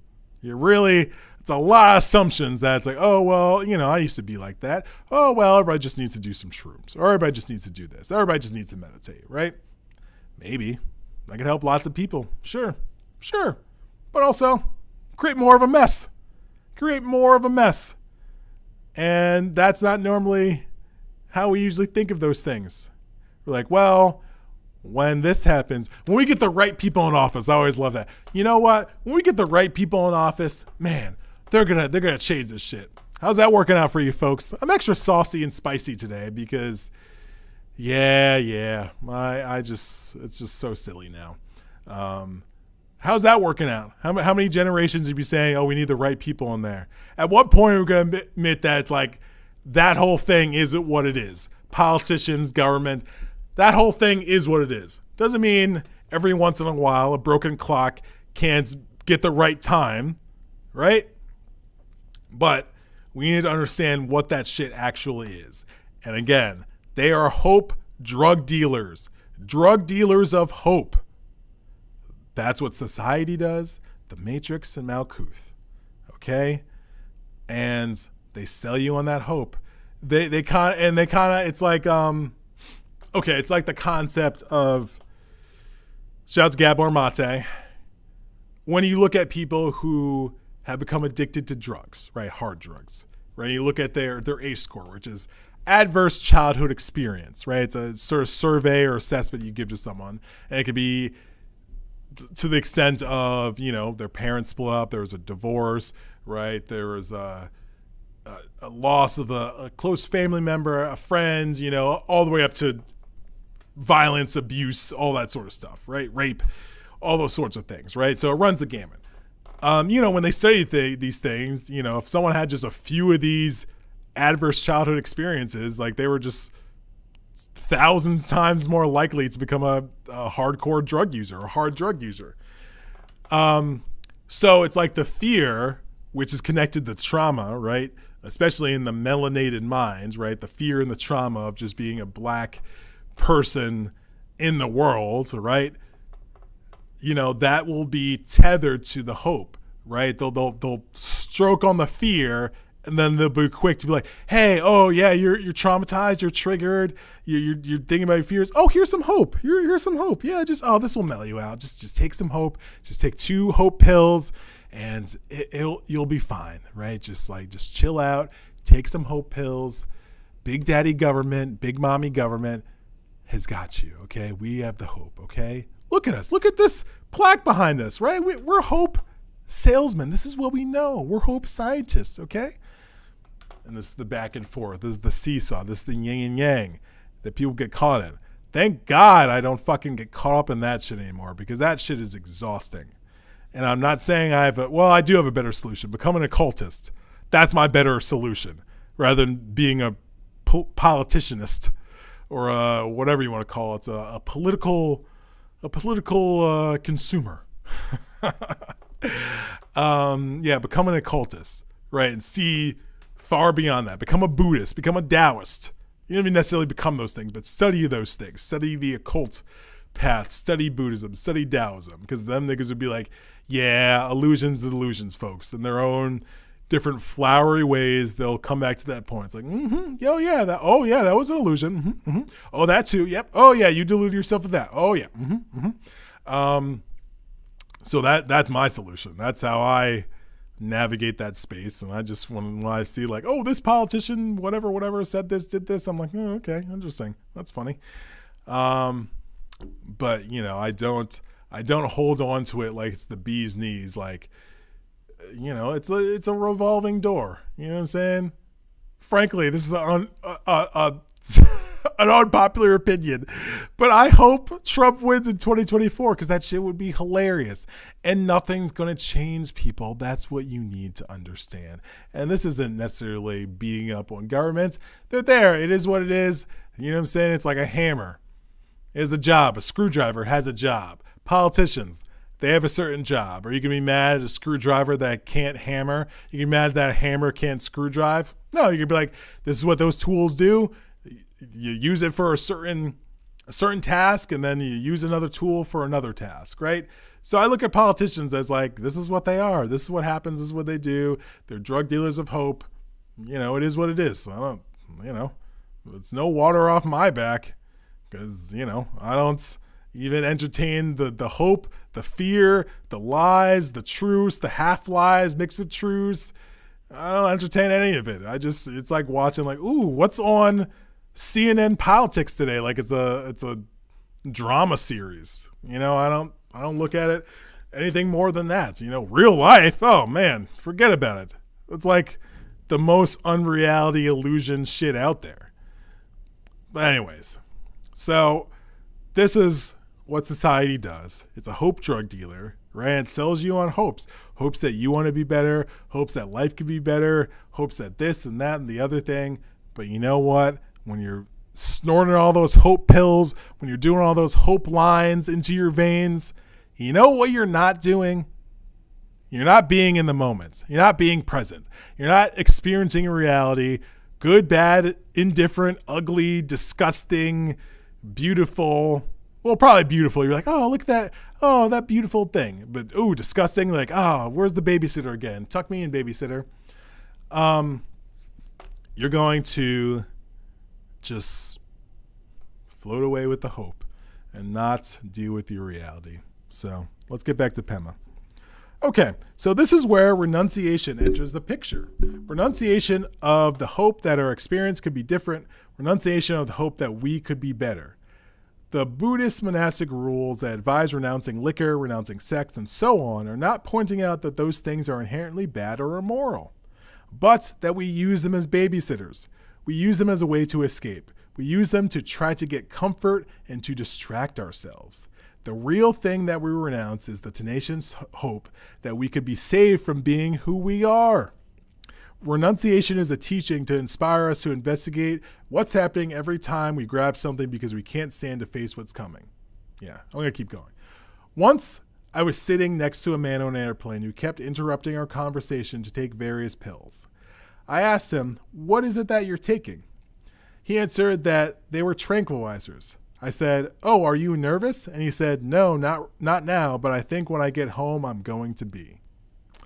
You can laugh at this story, but what happens with you when you begin to feel uneasy, unsettled, and queasy? Notice the panic. Notice when you instantly grab for something. That grabbing is based on hope. Not grabbing is called hopelessness. If hope and fear are two sides of one coin, so are hopelessness and confidence. If you're willing to give up hope that insecurity and pain can be exterminated, that we can have the courage to relax with groundedness of our situation.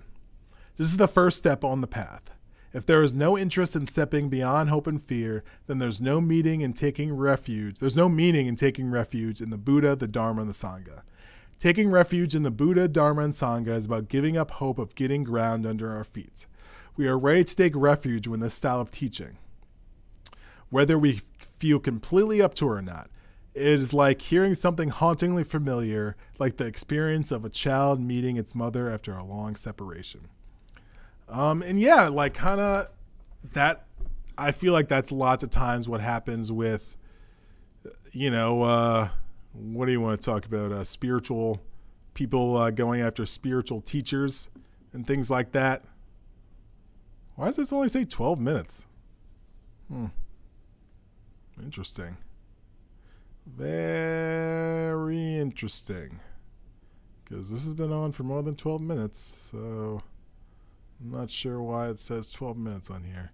Okay, well, hopefully. Well, I could get that video other places. Anyways. So, so a lot of people, that's why they'll go after a guru and spiritual teacher, because it's like, oh, this person has the answers, right? But what they're really seeking is they want ground under their feet, right? They want something where it's like, oh, okay, I understand now. And that's why it's like funny, the occult path and the spiritual path, because the further you go, the further you're like, what the fuck? Right? Because lots of times the information is conflicting, right? You could hear someone say something like, yeah, I had this experience, astral travel or whatever, right? Then you astral travel. And then it's like, I did not have that experience. My experience was like this in regards to, what that person was talking about. Let's say they meet an entity there. It's like, oh, that nigga was nice as fuck when I met him. Like, he wasn't trying to harm me. Like, interesting. But it's up to you as the scientist to determine what makes sense to you, right? Because just because some nigga said it and like that's his truth doesn't mean it's going to be your truth, right? It can lead to some insight. It can be some interesting things you can reflect upon, but it doesn't mean it's going to align with your inner reality, your inner truth. That's what you need to figure out. That's your path. That is your mission. No one can do it for you, folks. No one can follow your path for you. That is up to you. You need to figure out what your truth is. Forget all them niggas out there. I don't care even if it's me. Hear all this shit I'm saying.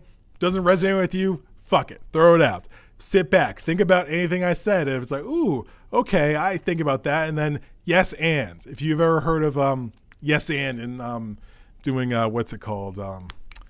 What's this shit called when you do fucking improv? I don't know why that took so long to remember. It's like the idea of if someone starts a scene and like, oh, I'm driving a bus, right? Yes and is the next person is like, oh, I'm a passenger on a bus and I'm wearing a funny hat. And the next person keeps adding on to it, right?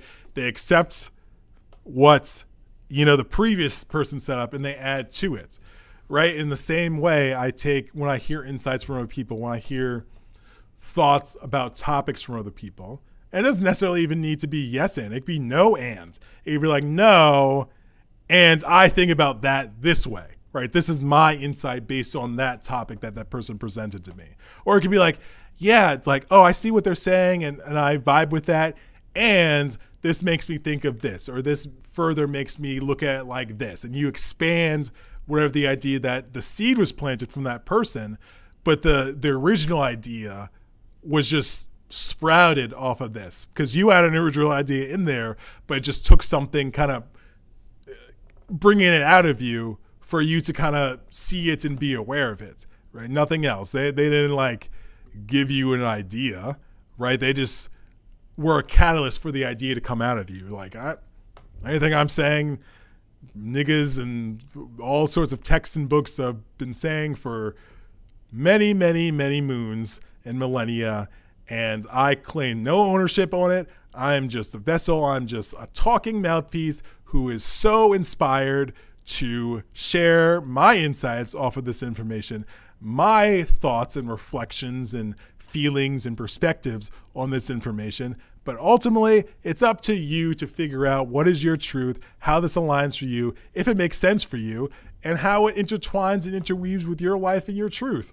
And that's what the Buddha said. That's what I'm saying. Figure it out yourself. You're the scientist. You just put the ingredients together, whether it's ingredients I say, whether it's something you read in a book, whether it's a funny bumper sticker you see. You put the ingredients together, you do your own experiments, and you figure out what's up. Don't let anybody tell you that this is what's up. Even myself, I will never tell people this is what's up. I will say, this is my insight, this is my experience, this is my way of looking at it, this is my perspective. But even then, again, it's something that's come through me, then initially it's mine, like I own it. I have a receipt. Hey, look at this insight. This is my receipt insight. You know what I'm saying? Look at it right here. Like I bought it on July 5th, 2021. I got the receipts to prove it, right? It's not about that. It's about just the information coming to me and being like, yes, and okay. Let me put a video out there about that because I feel this is an important topic that I haven't seen someone do a video about abandoning all hope, so here I am. I'm sure there's videos out there, but I haven't seen them. Anyways, so lots of times when we seek out gurus and teachers, it could be spiritual teachers, it could be business gurus, it could be any sort of guru or teacher. A lot of times that's our ego wanting ground under it. It's not necessarily about the information about it. It's like, oh, I want a security blanket. Again, I want the babysitter to come and swaddle me and tell me a bedtime story and give me a bottle because I don't want to deal with my own reality myself. And it doesn't mean if someone gives us a blanket, it doesn't mean if someone gives us a hot bottle of milk, we reject it. But we need to recognize if we're pursuing that because we don't want to deal with our reality directly, if we don't want to deal with our experience directly. So We need to recognize that, folks. We need to recognize that. What else did you say? Yeah, groundlessness. Yeah, we feel insecure, so we're always like, ground, babysitter. I need some grounding. I need a babysitter. I need a babysitter immediately. It's like, I need an adult. I need a babysitter to get me out of the present moment. This is what it is. Hopelessness is the basic ground. Otherwise, we're going to make the journey with the hope of getting security, right? Like what I was talking about yesterday, where, meditation. As much as I know meditation is like the cornerstone of developing in the occult path, I need to release my hope that's going to further my occult path by meditating. Okay, I just need to do it for the love of the game. Sit and meditate, and what happens, happens. But the hope of, once I've been meditating for another few years, niggas better watch out. Like, I need to release that hope, right? The love of the game. That's how we should be doing things. Not for the groupies, not for the fame, not for the success, because it's like we just love doing this and there's no hope attached to it. There's no balloon that we're trying to get lifted off the ground and fly away from reality with into delusion and illusion land. Anyways, if we make the journey to get security, we're completely missing the point. We can do our meditation practice with the hope of getting security. Exactly what I was talking about. We can study the teachings with the hope of getting security. We can follow all the guidelines and instructions with the hope of getting security. But it will only lead to disappointment and pain. Let me read that again. We can follow all the guidelines and instructions with the hope of getting security. But it will only lead to disappointment and pain. We could save ourselves a lot of time by taking this message very seriously right now. Begin the journey without hope of getting ground under your feet. Begin with hopelessness. All anxiety, all dissatisfaction, all the reasons for hope that our experience could be different are rooted in our fear of death. Fear of death is always in the background. As the Zen master Shunryu Suzuki Roshi said, life is like getting into a boat that's just about to sail out to sea and sink. But it's very hard, no matter how much we hear about it, to believe in our own death. Many spiritual practices try to encourage us to take our own death seriously, but it's amazing how difficult it is to allow it to hit home. This is why the Buddhists, they sit in the charnel grounds where just dead bodies just decomposing. You just sit there and you meditate while looking at that dead body. You'd be like, that's going to be me someday. Let me let that sink in. And you see vultures tearing them apart. Yep, that's going to be me. You take that to heart, and when you see it happening in real life, it kind of drives the point home a little bit harder than when it's like, oh yeah, death. It's just out there, it's like a thing. Even if it's like, oh, this person died that it's like, oh, well, that was them. Many spiritual practices try to encourage us to take our own death seriously, but it's amazing how difficult it is to allow it to hit home. The one thing in life that we can really count on is incredibly remote for all of us. We don't go so far as to say, no way, I'm not going to die, because of course we know that we are. But it definitely will be later. That's the biggest hope. Trumpa. I don't know why I completely didn't know how to say his name. Trumpa Rinpoche once gave a public lecture titled Death in Everyday Life. We are raised in a culture that fears death and hides it from us. Nevertheless, we're always presented with hope, right? Not death. Well, we are presented death, but like in a not a Buddhist or Taoist way, or even a occult way.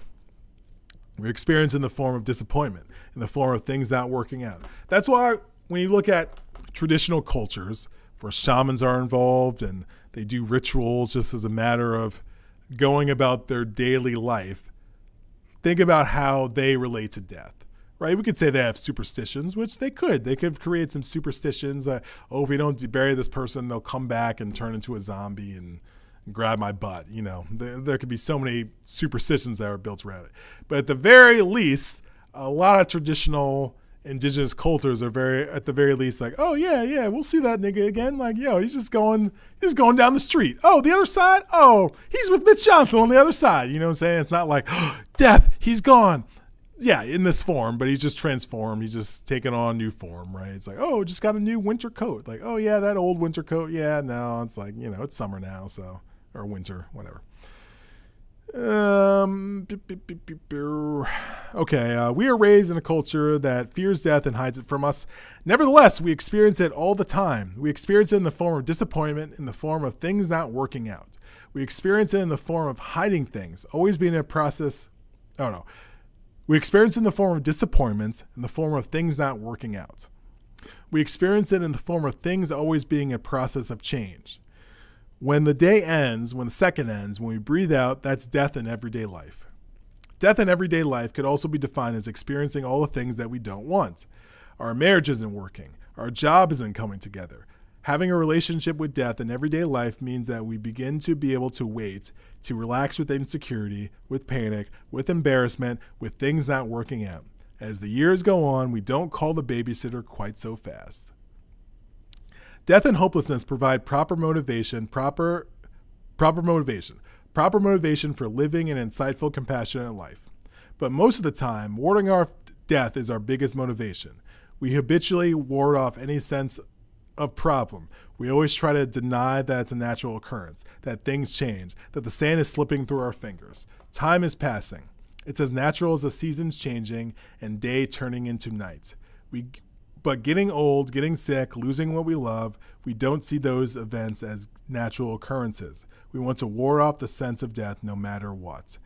And this is where the hope will sweep in and be like, oh yeah, like I was talking earlier with my friend about, if you're a parent, right, even if you don't articulate or not, there's an underlying hope that your child is going to outlive you, that you are not going to have to bury your child. But we know for a fact, presented much evidence, that is not always the case, right? There's been plenty of times, whether it's babies, teenagers, young adults, middle-aged people, where for whatever reason, parents will have to bury their child, and it's like, well, that parents shouldn't have to bury their child. And my response to that, is like, niggas shouldn't get shot by the cops. We know that happens. And we know that children die before their parents. But there's a hope attached to it. And I'm not saying if the hope wasn't attached to it, it would be any less sad or traumatic or shocking when this happens. But it doesn't help that there's a hope attached to that parents have somewhere in their subconscious or in their conscious mind that they're thinking about. That's like, oh, I hope this nigga outlives me because I don't want to deal with burying them. That's a real reality because, it's like our own death is one thing, but it's like the death of other people. Oh, man, it's like, well, I'm going to live a long life, or I hope to live a long life. Not everybody does. Some people die at 20. Some people die at 5. Some people die at 93. And some people die at 40. And the people die at 40, they could have been super healthy. And the people who die at 90 could have smoked every day of their life. There's no rhyme or reason to it sometimes. And, it defies even health and science at some points. And this is where you put on your occultist hat and be like, what was going on with that person where they lived that long? But, you could say it's like, well, why is it a good thing if someone lives until they're 90? Why is it a bad thing that if someone only lives till they're 40, right? These are the things to think about, right? Because especially if society is like, oh, that's bad that someone only lived to this age. It's like, oh, okay, maybe. That's your view on it. And that's how society views death, where it's like, oh, you're in Malkuth longer? Oh, that's good. Oh, you're in the fucked up Malkuth Matrix? Oh, that's great. Oh, 50 more years in the fucked up Matrix? Oh, yeah, that's wonderful. That's lovely. Yeah, that's what we all want compared to being energetic form out in the other worlds. Yeah, which do I want? That's not even close. The one I want, right? I'm not going to cut my time here on Malkuth short. But if it gets to a point where it's like, hey, I'm 50 and something's happening and, I have an illness, I can make peace with that. I say that now. If I'm lying in a hospital bed and that's happening, well, I'm sure my tune will slightly be different. But hopefully, see what I did there? I've dealt with my hopes further at that point. So, when the time for that ship to sink, whenever it comes, I can I can be like, all right, well, ship's sinking, thought we were going to be a little bit further out, but here we are, and we can roll with it. And it sounds like a callous attitude, but it's just kind of recognizing what happens and what this place is and how this place plays out and our interaction with it. So we got to deal with the death part of it because, because our fear of death will have a further on the teat of hope and further wanting to snort all the hope pills and all the lines of hope and all the hope injections because we're so afraid of death and we're so triggered from this fear that it's like we just want to do extra hope, right? It's like if you have an extra bad day of work, let's say like you're someone who drinks, right? And you have an extra bad day at work, right? And more than a usual bad day. It's like extra. It's like you're going to want to drink twice as much as you normally did because it was extra terrible today. Maybe after work you have a few beers and you relax or whatever, right? You have a few babysitters. Oh, let me drink few babysitters, right? Oh, yeah, that took the edge off. I had a few babysitters today, right? But yeah, maybe on that extra terrible day, you're going to be like, I need 7 babysitters, 7 liquid babysitters to get me through this feeling. Anyways, when we have reminders of death, we panic. It isn't just that we cut our finger. Blood begins to flow and we put on a Band-Aid. We add something extra, our style. Some of us just sit there stoically and bleed all over our clothes. Some of us get hysterical. We don't just get a Band-Aid. We call the ambulance and go to the hospital. Some of us put on designer Band-Aids. But whatever our style is, it's not simple. It's not bare bones. Can't we just return to the bare bones? Can't we just come back? That's the beginning of the beginning. Bare bones, good old self. Bare bones, good old bloody finger. Relaxing, come back to the square one, just the minimum bare bones. Come back to relaxing with the present moment, relaxing with hopelessness, relaxing with death, not resisting the fact that things end, that things pass, that things have no lasting substance, that everything is changing all the time. That is the basic message. Let me read that again, folks. Relaxing with the present moment, relaxing with hopelessness, relaxing with death, not resisting the fact that things end, that things pass, that things have no lasting substance, that everything is changing all the time. That is the basic message. That's it. Things are always changing. Even if you don't see the change yet, at some point it will manifest and it will go from, oh, this was brewing in the background to like, this is what it is. This is what's happening now. This person died. This person's sick. This person yelled at you on the subway. This person stole your car. This person gave you $100. Oh, wow. Things are always changing.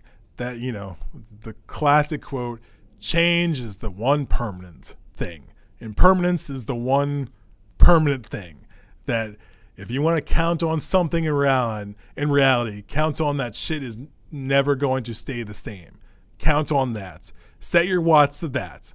Don't actually set your watch to it because that'll change and you'll have to reset your watch. So just don't set your watch to that. But you get the point. You can set your watch that things and permanence is always going to come up, that change is always going to happen, even if it's been like this for 20 years. Year 21, shit could go 180 degrees from what it was year 1 through 20.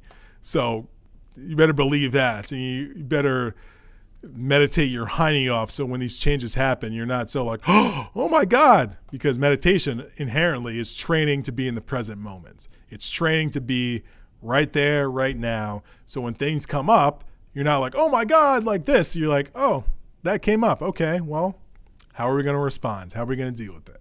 It's a much less, sensationalistic response, like kind of how she was saying about like we have our own style where it's like someone calls you, is like, hey, did you know Frank is sick? Oh my God, Frank is sick? Oh my goodness, right? Like we'll just do a whole act. We'll do a whole act related to that information rather than being like, oh wow, like, we could just tone it down and be like, oh, what happened? Like, tell me, like, oh, okay, like what hospital is he at, right? But usually we our ego wants to throw a whole act with it, with props and like pearl clutching, right? that's a style we put on the things we experience, right? But we can just do bare bones, as she's saying. Anyways, when we talk about hopelessness and death, we're talking about the facing the facts. No escapism. We may still have addictions of all kinds, but we cease to believe in them as a gateway to happiness. And that's how I feel. As much as I still consume cannabis, I see it for what it is. And when I think about my life long term, I don't think about like, oh yeah, when I'm 50, I'm smoking joints. Like, that's not, when I think about like how I want my life to involve, me smoking is not part of the equation. So, it's a phase, if anything else, and I'm sure the more I deal with my chakras, the more I deal with my traumas, the more I align with what I want to do, how I want to go about being in the world, right? It sounds like a lot of hopes, but I'm aware of that. So I know you're probably thinking, hey, he's hoping right now. What's up with that? That naturally my desire and quote unquote need to smoke will just fade away because I've dealt with the things that even prompted me to want to smoke in the first place. And it's not even like something I even think about. It's like, oh, that's happening? Oh, okay, whatever. So we've done it so many times that we know the grasping at this hope is a source of misery that makes a short-term pleasure a long-term hell. Giving up hope is encouragement to stick with yourself, to make friends with yourself, to not run away from yourself, to return to the bare bones, no matter what's going on. Fear of death is the background of the whole thing. It's why we feel restless, why we panic, why there's anxiety. But if we totally experience hopelessness, giving up all hope of alternatives to the present moments, we can have a joyful relationship with our lives, an honest, direct relationship, one that no longer ignores the reality of impermanence and death. So that's it. I don't even need to go further into that. Abandon all hope. That's the message. Lean into the impermanence, lean into the change. Nothing is solid, no stable waves, no calming thoughts. Chaos is a good thing. All opposite message of what we're normally given in reality. And these are not negative message, folks. This is a direct way of seeing the world. But as I said before, you figure out what works for you, and you are the scientist, so figure out your truth. I just hope you can gain some insights out of this. But if you don't, I'm not attached to that hope balloon, so I'm not going to fall and break my ankle if it doesn't happen. So peace out. And remember, abandon all hope, smile at fears, and make amazing peanut butter and jelly sandwiches.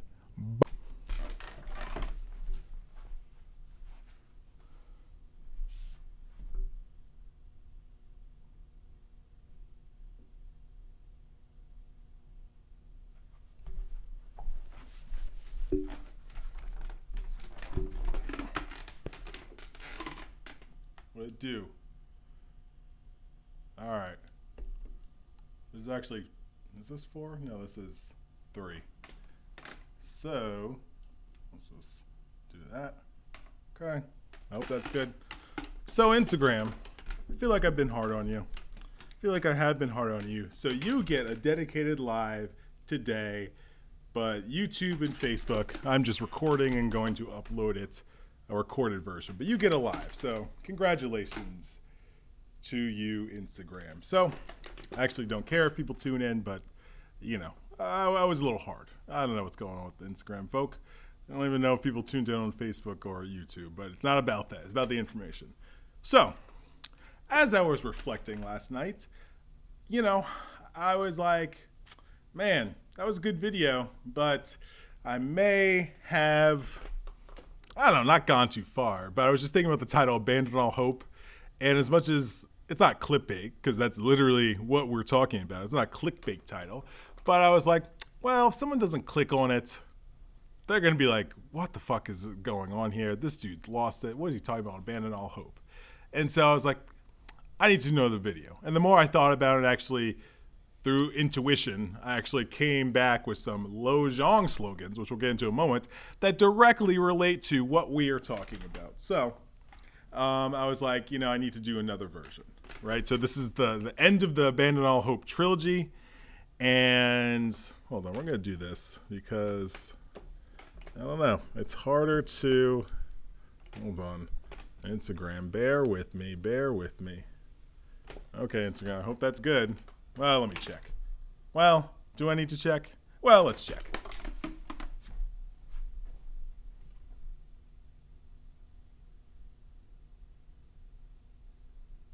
Okay. That works much better. Anyways, let's just turn that up a little bit. Okay. So, upon thinking about it, it needed another version. There were still some things that I did not say in the previous videos that I said I was going to say, but I didn't get to. So that's where this third Abandon All Hope sequel came from. And so there's a few things. One, I was actually thinking, so if you don't know what Lojong is a Buddhist practice. It's based on 59 slogans, and it's a very practical practice because you take a slogan, you reflect upon it, you apply it in your life. For example, number 13, be grateful to everyone. There's no trick. There's no, this is what they literally mean be grateful for everyone. Or contemplate the kindness of everyone. That's an alternative version of it. And yeah, it's literally that. You're grateful for everyone. Right? Always maintain a joyful mind. It's exactly like it sounds. And we don't mean joyful necessarily like, oh, look at me, I'm smiling, right? Just an inner joy that permeates, your existence, right? You always have a joyful mind. Even in the midst of sadness, even in the midst of heartbreak, you still have an inner deep joy that kind of permeates even the trauma, the sadness, the pain, the unhappiness. So I was thinking about, so it's a great practice. And actually, there's two books, which I'm going to read from. First is Training the Mind, Cultivating Love and Kindness, Chogyam Trungpa. Show that to the Instagram folks. And then the source material for that book, which is Jamgon Kongtrul's Great Path of Awakening. Check that out. And this Great Path of Awakening was a source text for Chogyam's book, right? Because this came out, I don't know, 1800s? Yeah, 1800s. Anyways, they're great. I've been working with them for probably, 10 years now at this point. And yeah, there's ones that I really remember, and like things will come up in my life. I'd be like, oh yeah, that one. Like, don't ponder others. That's one that always comes up in my mind because you know what? I'm always pondering others. I'm always like, what's going on with Sally? What's going on with Susie? It doesn't really matter. What's going on with me? Don't ponder others. Because at least my insight in thinking about this over the years is you'll never fully understand why people do what they do. So it's kind of a moot point at a certain place. And you should just really just take all that energy and focus on Susie and John and Jermaine and Tito and David Ruffin. There's someone who we enrolled in the program I work in today. His name was David Ruffin. I was like, The Temptation? He's back? He's back? That was David Ruffin. That's a great name. Anyways, so these slogans are very helpful, right? They're Chogyam puts it, they help open your hearts and tame your ego, right? And train your mind also. So anyway, I was thinking about one of these slogans, which the slogan is the two activities, one at the beginning and one at the end, right? But I didn't remember like what number it was. And so I was like, wait, isn't that? I was trying to figure it out, right? So I have them each slogan on a piece of paper. And then I came to one that I'd forgotten about because I really, I had read it numerous times, but it didn't stick out like the other ones I've just mentioned, right? This slogan. And you know what the slogan was, folks? I was like, oh man, this is going at part 3. I'd already kind of committed to a part 3, but once I read this, I was like, oh man, we got more to share about this. So there's two versions of it, because right, there's the version from Great Path of Awakening, and there's a version from Training of the Mind. Now, Training of the Mind references part of the version in Great Path of Awakening. So I'll read that one first, and then I'll read the Chogyam one.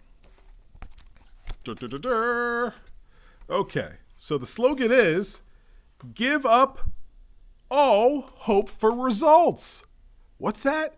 What did he say? I didn't hear. I was baking cookies. I was doing dishes. I was on a crowded street. I didn't hear what he said. Oh, I'll read it again. It says, give up all hope for results. Wow, we were talking about that for the past 2 days. What are the odds? They're very good. Shout out to Intuition, because I'd forgotten about these slogans. Okay, so give up hope of subduing gods and demons by meditating on mind training, or hope that you be considered a good person when you try to help someone who has hurt you. These are hypocritical attitudes. In a word, give up hope for any result that concerns your own welfare, such as the desire for fame, respect, happiness, and comfort in this life, the happiness experienced in the human or God realms in future lives, or the attainment of nirvana for yourself. Ooh, boy. Oh, baby. Oh, baby. Yeah. Give up all those hopes and dreams and desires and successes. It doesn't mean you stop doing the things that may lead to this thing, which I think we've talked about before, but I will reiterate because this one is also called Redefining Hope. Okay, so let's read the Chogyam version. If I just get back to the page. So this one is abandon any hope of fruition. Slightly different wording. Okay. So, wait, how long is this? Oh, okay. This slogan means that you should give up any possibilities of becoming the greatest person in the world by means of your training. In particular, you might quite impatiently expect that because of Lojong practice, you'll become a better person. You may be hoping that you'll be invited to more little clubs and gatherings by your proteges or friends who are impressed with you. The point is that you have to give up any such possibility. Otherwise, you become an egomaniac. In other words, it is too early for you to collect disciples. Okay, there's more, but I just want to stop right there. One, this is a huge issue in kind of like the social media era, like especially what I'm doing, right? I am dispensing wisdom. I'm talking about occult science, spirituality, ancient wisdom, all that fun stuff. That is like so the antithesis of wanting followers, right? People want to follow me because they like this video and I'm not going to stop them. But it's like the concept of followers is like the opposite of what the like knowledge path is about, right? So people gaining followers, it's just going to fuck with your ego, folks. It's going to turn you into egomaniac. Like I was thinking about this yesterday, not necessarily related to this, but I was like, how do you deal with success and fame, right? I was just kind of thinking about like, what would be the best preparation to deal with success and fame? I was like, oh, here it is. Okay, so you're a monk who's been raised at 5 and you've greatly worked on your mind. And then at 30, you're given fame and success. But I was like, Chogyam, I love me Chogyam. I love him. The man's brought me so much insight from his words, right? In his way of explaining, pursuing enlightenment, to use that phrase. But even he had his demons. An enlightened being had his issues. We don't need to go into them. You could research them yourselves. That he had to deal with. And, that just understanding his life and what he's contributed and allegedly other things he has done that, aren't great. It just, I said this to my friend the other day when we were talking about Twitch dying. I was like, you know what? I don't know what was going on with him. And I read more about it where it was just like, man, like he just like left his car at home. And like his wife was like, he left his car here and like disappeared and he wasn't acting like himself. And they went to a hotel and, I guess he shot himself at the hotel. But the thing I said in response to that, I was like, I don't know what was going on. This is just me kind of seeing the situation, kind of just thinking about it. But, successful, famous, well-known, dancer, accolades, right? All these sorts of things, right? The darkness does not give a fuck about any of that. Our inner darkness, our trauma doesn't give a fuck if you have a Grammy or not. It doesn't give a fuck if you dance in front of 20,000 people.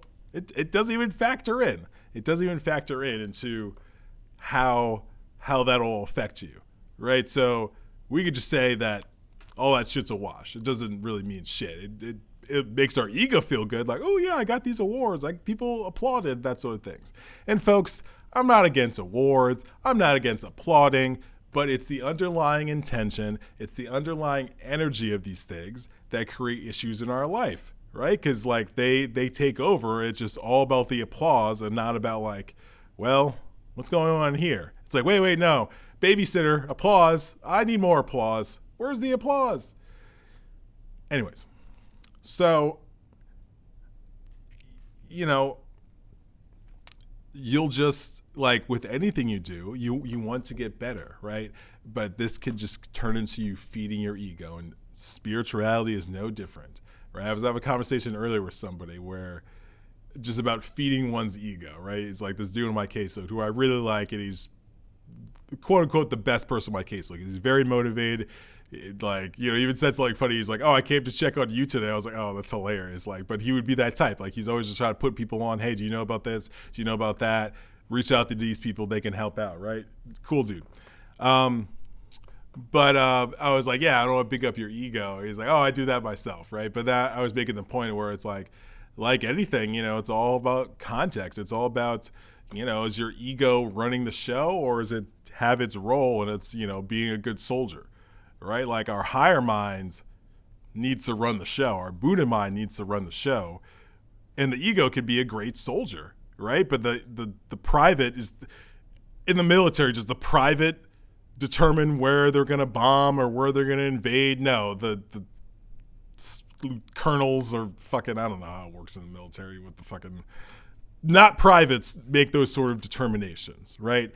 And so, you know, you just have to look at it in that context with your ego. It's like the ego is a private. It's like it's a rookie officer. You know, it doesn't make the decisions, so it shouldn't make the decisions. It needs to be a higher, more seasoned person in the organization, which is your mind, who makes these calls. So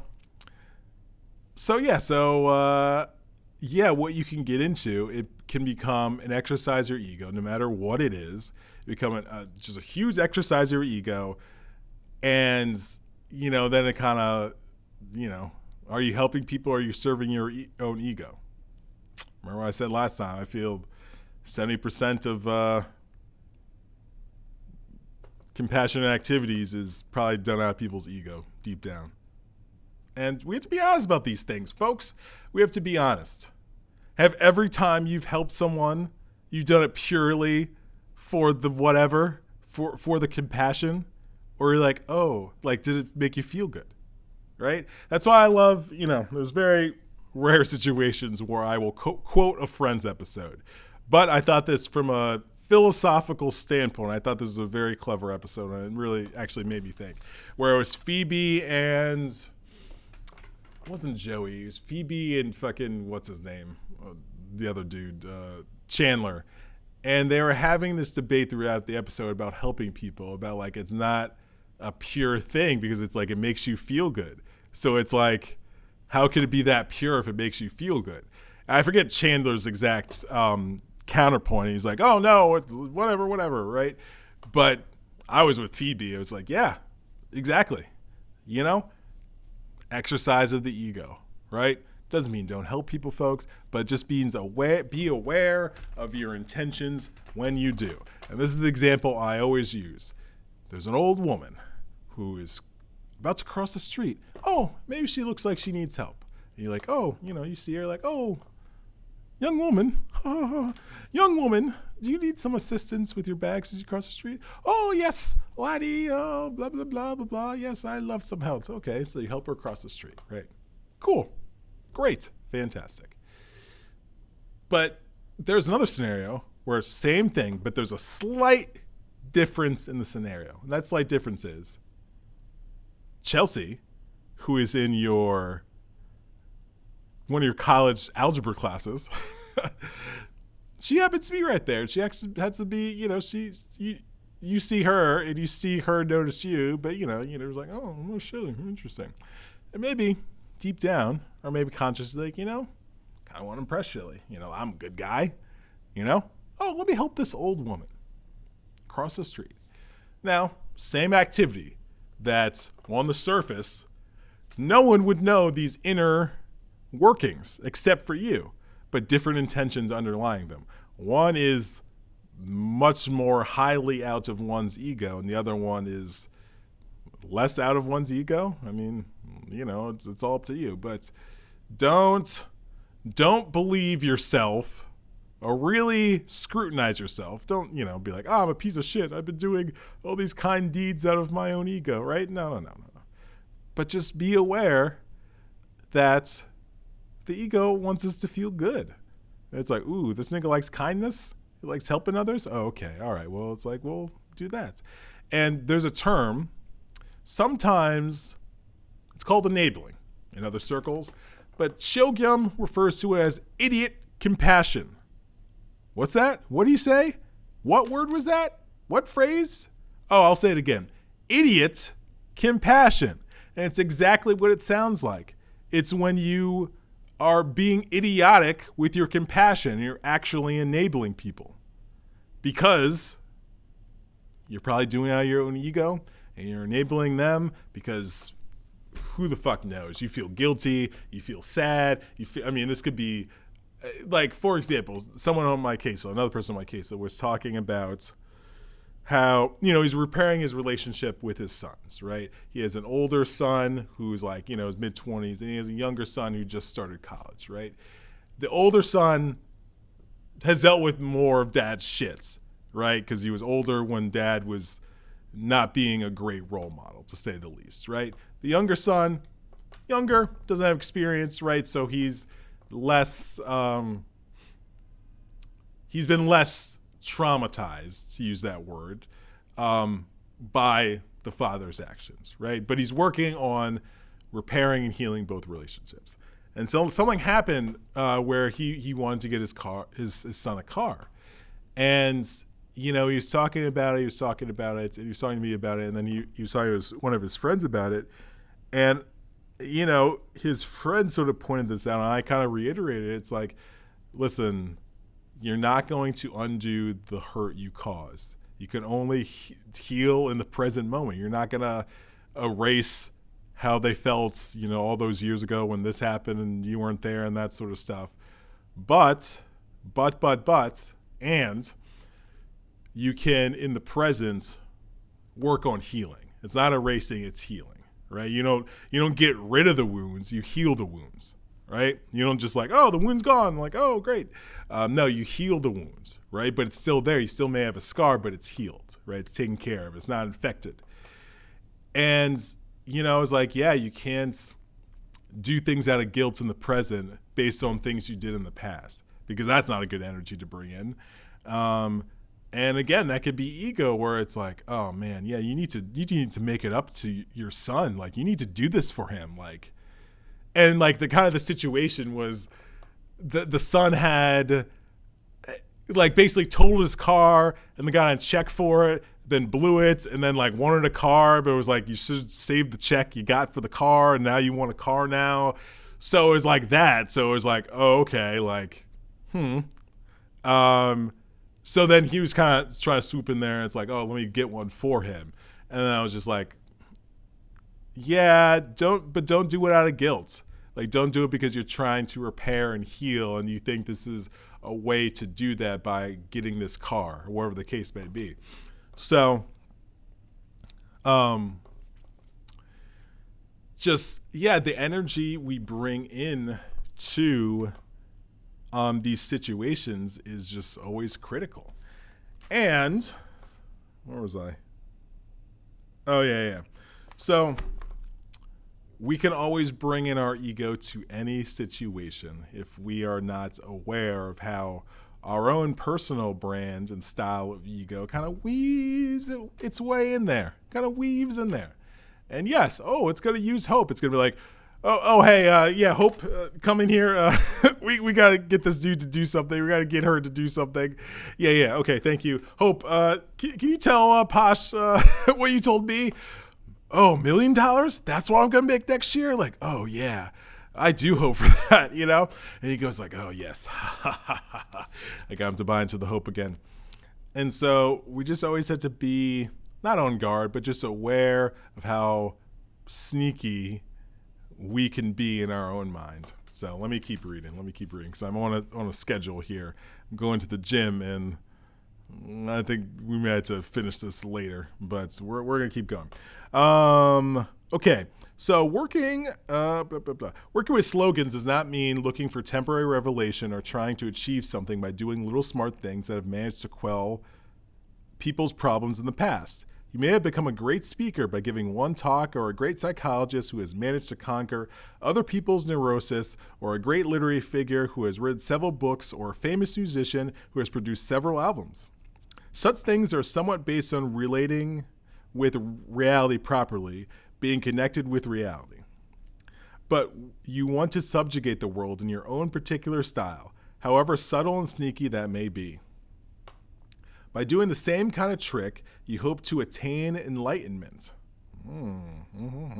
You have tuned into a professional approach and become a professional achiever.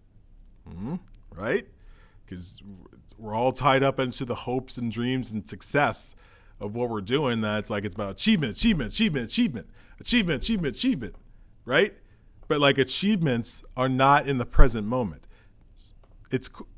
I shouldn't have to keep slowing down and stop to say these things. I would hope people would understand this, but I still feel called to say this. There's nothing wrong with achievements. There's nothing wrong with goals. There's nothing wrong with pursuing things. It's the hope and the fear, but hope in this specific example, that we tie to these things that creates issues in our life, in our minds, in our hearts, in our reality, in our consciousness. That's the issue. It's not necessarily having dreams. It's the intention and energy that surround the dreams, connected to our hope about the dreams, desires, goals, achievements, whatever. So, say that again. I'm completely someone who nothing's good or bad. That sounds like a whimsical thing that spiritual people and occult people say, but I truly believe that. It's only our perception in this world that determines this is good or this is bad, and that's all relative. I hate olives, but to some people, olives are the best things in the world. Who's right? Who's wrong? No one. Both of us. You know? So, some people don't like olives, other people don't, right? Anything that can be determined good because also in another context be determined bad, and vice versa. Bad is the same side of the coin as good. They are one coin. Same with hope and fear. Same coin, two different sides, not separate things, intertwined. When you got hope, you got fear. When you got fear, you got hope, okay? Because when you hope for something to happen, you also fear at the same time that you fear that it won't happen, right? Or anything related to that, right? So they're intertwined, they're connected, same side of the coin, yin and yang. Do I need to go further? Okay?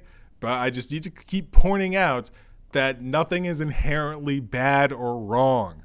Just like nothing is inherently good or bad. Like a loaf of bread, is bread good? You can make a case that bread is good. Ooh, it's delicious. It's a nice snack, right? You can make a case that bread's bad. Ooh, it's carbs, it's wheat, gluten, right? Neither is right, neither is wrong. It's up to you to determine what's right for you, okay? Not even the words I'm saying. Don't even fucking... whatever. I'm just some guy in a office studio space with occult pictures behind me, reading from books and giving my insights, okay?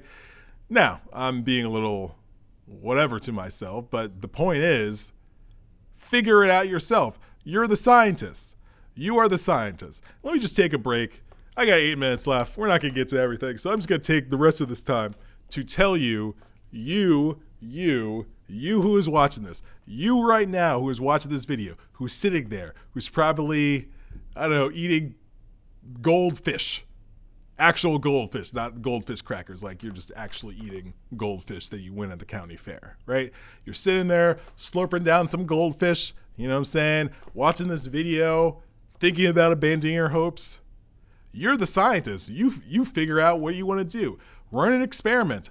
Hey, let me see, okay, for the next 2 days, I really work on abandoning my hopes. When I feel a hope is coming up, I say, you know what, I'm going to let that hope go and, just see how I feel, right? Try it out. See how you feel. Because I feel better. And actually, I'll tell this story real quick to end this episode. So there is going to be a part 4, so get ready. So last night, I don't fuck with dating apps too much. I kind of hop in, hop out, because I notice about myself with certain things that certain things bring out addictive, obsessive behavior. And it's not even necessarily like, I get obsessed with people on there, addicted to people on there, but it's just the whole experience. I know, like, something takes over, and it's just like, I just have to keep swiping. I got to keep, like all that sort of stuff, right? So I use them very limitedly, right? And so recently, I've been back on a few, right? And so yesterday, I'm traveling, right? So I put some feelers out there that like, hey, people in the city I'm traveling to, I'm going to be here. Maybe you want to meet up. Maybe you want to go get a drink. Maybe go get a meal, right? Put those things out there, right? Heard some responses, started talking to people, right? And so this was like, most of my day yesterday, right? And then, get to the evening, right? Do a video, right? Then like, oh, let me put some more things out there, right? This is where it starts to, I'm like, oh. Like later I was like, oh, wow, okay, I see what happens. Then something happens. And it turned into me where this is like, I know myself enough where it's like, this is why I can't be on these things a lot. You know what I'm saying? Because sometimes it turns into me where it's just like my passion is so like leveled up and inflamed from like, attractive women, and like you're talking to them and like, oh, ha, ha, ha, right? And like, they're beautiful and all this sort of things. And you're thinking about like, ooh, yeah, it'd be cool to go on a date with her. And then this, and then like, ooh, maybe this will happen. Wink, wink, all this sort of stuff, right? It gets built up in your mind. What are these, folks? These are hopes, right? These are hopes. And I hadn't experienced this in a while. This thing that I'm talking about, this kind of passion hope tandem that kind of got brought up from these dating apps. But it led to me being wide awake the whole night, because it's like basically my mind was like so like wired thinking about, this is, and then it goes further where it's like, oh, I just need to say the right thing. I need to do the right thing. I need to put the right picture there, right? All based on hope, right? That like, oh, well, it's like, oh, if I put this picture out here, this will be the picture that like all the women love, and like, I'll get all the dates, right? These are the hopes that were created in my mind. And it just led me to just be on these things, and I was even on them all night, but I was just so wired from all these hope balloons, all this passion that was raised in me from thinking about these potentialities and these like, oh yeah, I hope she gets back to me. Oh, that was funny what I said. I hope she likes that. I hope she thinks it's funny. Hope, hope, hope, hope, hope. Balloon, balloon, balloon, balloon. A balloon that leads to disappointment and pain, right? Because then if she doesn't get back to me, oh, was it something I said? What did I do wrong? Oh, I'm not this enough. I'm not that enough, right? See how these things unpack and turn into issues. So so I was just wide awake. And again, at some point I was just like, okay, I need to put my phone down, right? But naturally I would get like responses, so then I would pick it up, even though I was like, don't pick it up. Go to sleep, man. But it was just like my mind was in such a place with the passion and the hope balloons that it was like very hard to turn it off and turn it down and to disconnect from it. And I hadn't had this experience in a while, and now I could see it a little bit more clearer for what it was and what was actually happening, right? Based on kind of just recently dealing with abandoning hope and recognizing my hopes in situations. Like, I hope to have a girlfriend again. Like, I hope to have a wife, a partner, you know what I'm saying? Like, but I need to pursue those things without the hope attached, right? It's like you still, reach out to people. You still go on apps or, talk to people in person and things like that. But it's like you have to detach from the hopes connected to these things, right? So I was just like wide awake all night. I even like did exercise at like 3 a.m. I was like, oh, if I stretch and do exercise, that'll tire me out and I'll fall asleep. Nope. Normally that can work if I'm like wired and like, it's like late, I need to go to sleep. I'll just do like, some like hip stretches, and usually like a good hip stretch.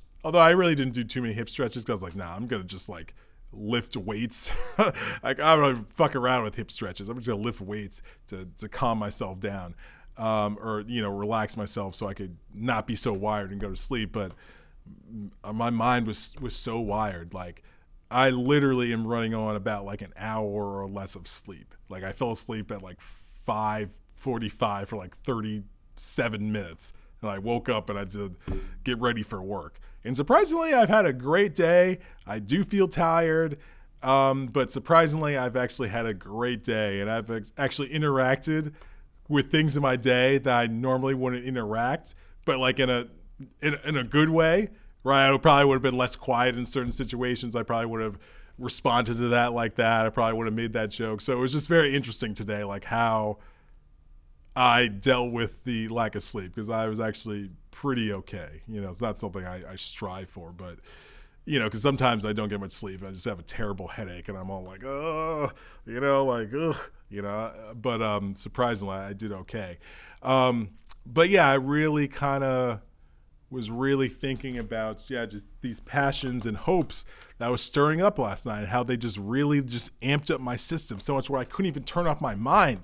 I was so amped up by them because it was like the potential of like, oh yeah, oh, she's cute. Oh, she's into this. Oh, I could definitely beat her in Scrabble or whatever it is. But it was definitely very eye-opening. It was definitely very eye-opening. And, there's certain hopes that are stronger in all of us, right? Like, there's some people like, I hope to own a $10 million business. Not me. I will take a independent business that makes me $100,000. That's all my own, all independent, and that is fine. Because if I can't do what I need to do in life, making $100,000 independently, then I am doing way too much. I'm living somewhere too pricey. I'm just, that's insane. That I should be fine, right? And I don't need any more than that. But I say that now, and then a year later, I'm like, well, 200,000. So I was just really kind of, it was interesting because these things have happened before, or in other ways, but I didn't have the perspective. I didn't have the perception and awareness of what was happening. I didn't like what was happening before, but I understand kind of from this angle now, in terms of my hope, what actually was happening. So anyways, I'm going to call it. Take care. Part 4, because there's some other shit I need to get to that I did not get to, and also I got to finish reading what Chilgim said. So look out for part 4, and eventually I'm gonna put them all together in one video. So peace. Abandon all your hopes, and remember, abandon all your hopes, abandon all your desires, and for success, and just be doing shit.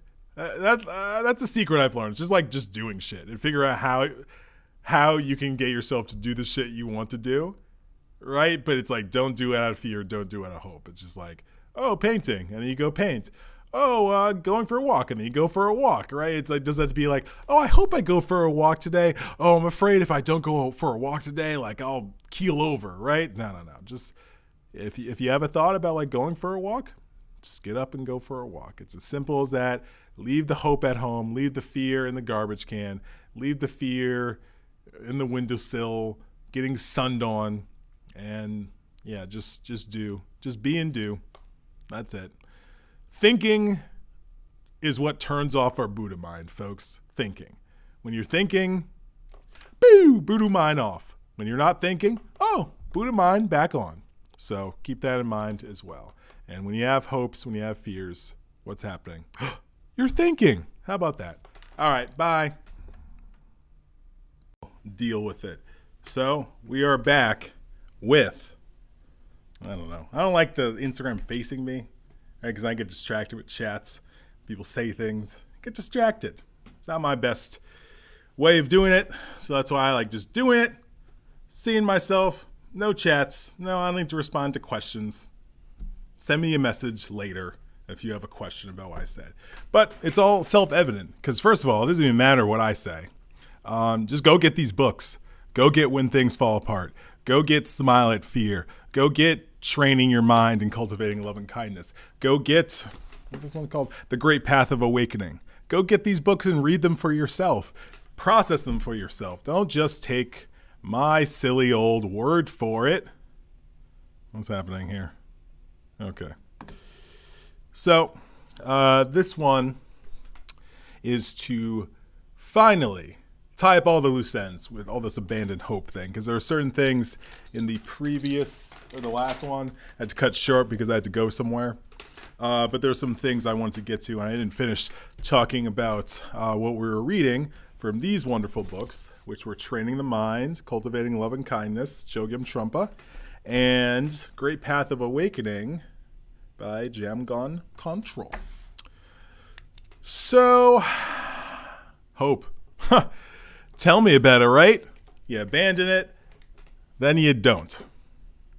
Go figure, right? So we're going to get to a few things. And because I still haven't really talked about society and how society plays a role in being a hope drug dealer towards all of us. I've sort of got into that, but I had mentioned kind of some other things about it that I wanted to bring up. So how did I get a cut on my hands? That's always the funniest thing. I mean, it's not a big cut, but I don't remember scraping my hand on anything. That's always weird where you're like, I'm bleeding? Like, when did this happen? Body? Whatever. So let's just refresh and read the Lojong slogans and we'll go from there, right? I'm not going to reiterate anything, not that I remember exactly what I said in the previous videos, but we're just going to go through them. These are short slogans, so, we don't just spend all day on them, but we can just go through them, and then I can get to my other points. We can cap this whole thing off, and I never have to do another video ever about abandoning hope. That's done. It's buried. We went there. We got the t-shirt. We framed it in our man cave or woman cave, and we have a certificate of authenticity. So we don't need to talk about abandoning hope. If you saw these videos and you still don't understand about abandoning hope, I've abandoned all my hope that you can understand abandoning hope. That's how I feel, okay? Because again, read these books. Get When Things Fall Apart. Get these books I'm mentioning. Read it for yourself, because you'll not even probably, I was going to say probably, you will understand it better than me giving my insight on them, right? I'm just trying to spark something in you to go research these things. But it's not up to me to convince you to... you have to be the one who leads to your own insights, right? I'm just like, I'm a sign along the way on the highway, like, oh, turn left here. There's a Jimmy Dean's, I don't think they have stores, but, it's like, oh, insights? Oh, try going left ahead, 4 miles. That's my role, okay?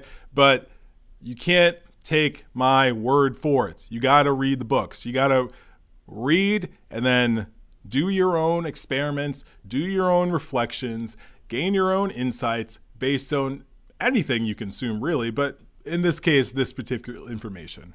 Okay? So now that that's out of the way, let's continue.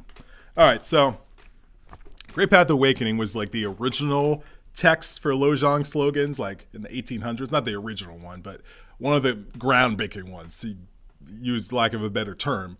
So I'm going to start with this, though, and then we'll read. I think I started reading the Chogyam one, and then I didn't finish because I ran out of time. So, but I'm just going to read them again. They're very short, and this one builds on top of what Shogim says. And so how these slogans work is there's the slogan, right, which is, in this case, give up all hope for results. But then there's the commentary that the teacher gives about this slogan, right? So the slogan is give up all hope for results. And here is the commentary from Jamgon Control. Jamgon? I say Jamgon. It sounds so American, so English. Jamgon. Hey, Jamgon. It's probably Jamgon. I'm not sure. I'm not sure how it's pronounced. I should look into that, or not. Okay. Anyways, give up on the hope of subduing gods and demons by meditating on mind training, or the hope that you will be considered a good person when you try to help someone who has hurt you. These are hypocritical attitudes. In a word, give up all hope for any results that concerns your own welfare, such as desire for fame, respect, happiness, and comfort in this life. The happiness experienced in the human god realms in future lives, or the attainment of nirvana for yourself. Yeah, just, give all that up, folks. Give it up. Okay, so that was old JK. Old Jamie Gone. Now, let's read. Is this? No, I'm on the wrong page. This is what Chogyam says. And he labels this same slogan, number 28, abandon any hope of fruition. So slightly different wording. Okay, so this slogan means that you should give up any possibilities of becoming the greatest person in the world by means of your training. In particular, you may quite impatiently expect that because of Lojong practice, you will become a better person. You may be hoping that you will be invited to more little clubs and gatherings by your protégés or friends who are impressed with you. The point is that you have to give up any such possibility, otherwise you could become an egomaniac. In other words, it is too early for you to collect disciples. Working with the slogans does not mean looking for temporary revelation or trying to achieve something by doing little smart things that have managed to quell people's problems in the past. You may have become a great speaker by giving one talk, or a great psychologist who has managed to conquer other people's neurosis, or a great literary figure who has written several books, or a famous musician who has produced several albums. Such things are somewhat based on relating with reality properly, being connected with reality. But you want to subjugate the world in your own particular style, however subtle and sneaking that may be. By doing the same kind of trick, you hope to attain enlightenment. You have tuned into a professional approach and become a professional achiever. So there is the possibility that you might approach practice in the same way. Thinking that you can actually calm the Buddha mind within yourself and sneakily attain enlightenment. That seems to be the problem referred to in this particular slogan. It says in the commentary that any pursuit of life's happiness, joy, fame, or wisdom, or the hope of attaining some state of glorious liberation in the life hereafter could be regarded as a problem. So, this is the issue we're in. And I used last time the example of, if there's an old woman crossing the street and, you go to help her, but then another scenario, that same thing, you go to help her, but there's some woman you know from work or whatever who you want to impress, so that's why you do it. This is the issue with our ego mind, is that just if we're not aware of our particular style of being sneaky, as Shogam puts it, we will find all sorts of ways to turn around the most noble, beneficial, compassionate, empathetic, kind actions, at least on the exterior, to serve our own ego. So, related to that is, related to that is, if I do these good deeds, I'll make it to nirvana. Nirvana. I couldn't think of a Nirvana lyric. The timing's lost, but yeah, I was going to bust into a Nirvana song. So, yeah, the hope kind of, it just, we're in a society, in a world, in a matrix situation that is just always pumping us with hope, right? If you are doing an entrance exam for an electrician's program, to use an example, you're interested in being an electrician, right? That's why you're doing the entrance exam. You want to pass the thing and get in, right? So there's going to be a hope attached to that. It kind of comes about naturally. The issue is that the hope, it's not real.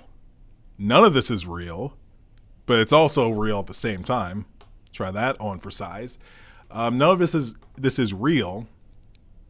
So when we're in the past and the future, thinking about, in 5th grade, when I fell down in the sandbox and everyone laughed at me, I was such a jack face, right? Ghost doesn't exist. Didn't exist when it happened. Definitely doesn't exist now. Future, I hope to go on a 10-day all-inclusive vacation to Thailand. That's my plan for my birthday. Because I found a site, Uplift, where you can pay monthly. Because it's like, this shit's like $2,700. And, I just got that laying around for vacations. So, paying monthly. And, if I go on my birthday in August, that's mad months to pay. So, that's what I'm planning to do. That's what I'm hoping to do, right? If for some reason that doesn't happen, I'll be disappointed because now my mind is sort of set on, I could do this. I've just had to pay this much. I have the vacation days, right? All the things are there for me to do it, right? And also the hope is there.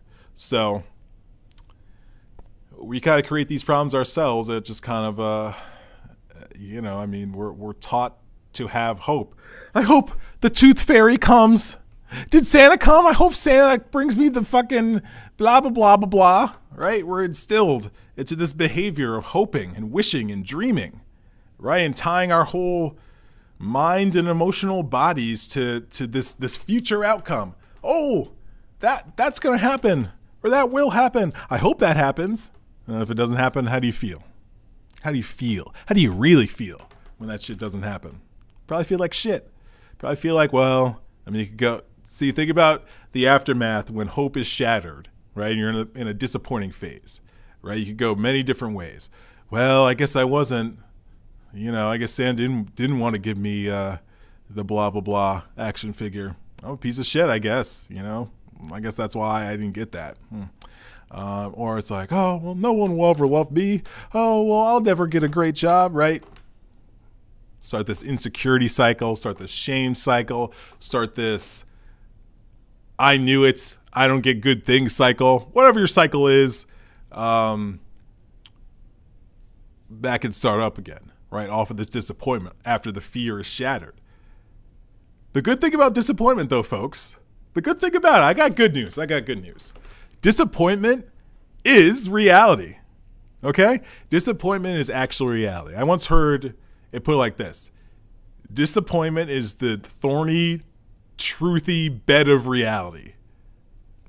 It's what it is, right? It's not like, we hope to do this, and in the fourth quarter, we plan to have our profits at $1 million, right? Then gets to the fourth quarter, what were the profits? $100,000. Hope, right? But that's the actual reality. So as much as the CEO and all those motherfuckers will be disappointed that they did not hit their fourth quarter target profits, at least they're in the reality zone. At least they're in the truth zone. They know where they're at. It would be worse if someone fudged the numbers and it's like, we did get the thing. Obviously that creates a whole other fraud issue, but it's better that they know that they only made $100,000 and that you're like, what happens? Why didn't we get to $1 million? Was it our overhead? Was it this? Was it that? They can deal with reality a lot better than if they were living in the delusional hope of this $1 million profit or this love affair or this relationship or this job that we want or, whatever the case may be. The benefit of when our hope is shattered, when that hope balloon pops and when you come crashing down to earth, is we come back to what is actually happening. We come back to the present moment. So as much as it can be very painful very sad, very obviously disappointing, and all bunch of other feelings depending on who you are and how you show up in terms of relating to the world. At least it's the truth, right? We don't operate in truth too often. People think they do. People really think they do. That's why it's funny. People really think they live their life truthfully, but they really don't, right? I'm not saying people don't like 100% live their life a lie. They'll mix in some lies with some truth, right? That's what the best con artists do, politicians, is they don't tell a complete lie. You mix in some truth, then you sprinkle in some lie, then you sprinkle a little bit more truth then some deception. Oh, then a little, another dash of truth, right? So that if someone hears it, it's like they can't be like, that's all bullshit, right? Because there's truth in there. Kind of creates a cognitive dissonance in people's minds, and that's why it's effective, right? Because you don't want anything people can outright reject, but you want them to accept it, so you put some little truth in there.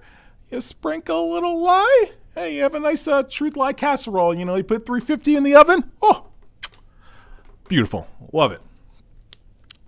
So, yeah, it's just, but the thing I would say about people is that, honestly, people haven't done deep enough work on themselves to even know when they're lying to themselves, to even know when they're being truthful about themselves. That's the issue, right? Because I understand, I'm compassionate, but I'm just calling what it is. Y'all are too distracted out there. Too fucking distracted, right? This is bigger than Netflix and Instagram. You're distracted in your own mind. Your mind just runs you. Your mind just, hey, you, this is what we're doing today. It's like, okay, mind, all right, okay, ego mind, all right, this is what we're doing today, all right, I'll do that. And listen, I still deal with that too, but I'm aware of when it comes about. And a lot of people aren't aware when they're going from Buddha mind to ego mind. I'm pretty clear when I'm doing one or the other, when I'm in ego mind mode and I'm just seeking pleasure for myself and I'm just seeking comfort for myself and, any sort of thing. I know when it usually comes about. I know kind of the form it kind of takes. I know kind of like what it smells like. I got a good sense for myself when I'm in ego mind mode, right? But again, there's never been a mainstream, not that that's always the the standard, or shouldn't be. There's not a mainstream push for people just ironing their own mind. It's just a whole bunch of wrinkled clothes in there that have never been ironed. Maybe once they were ironed on a Tuesday in 1993. That was the one ironing. And now it's just crumpled clothes in your mind, on the floor, in the closet, on your bed, on your chairs, and just all piling up. And you think it's going to get better? No, because your mind's like laundry.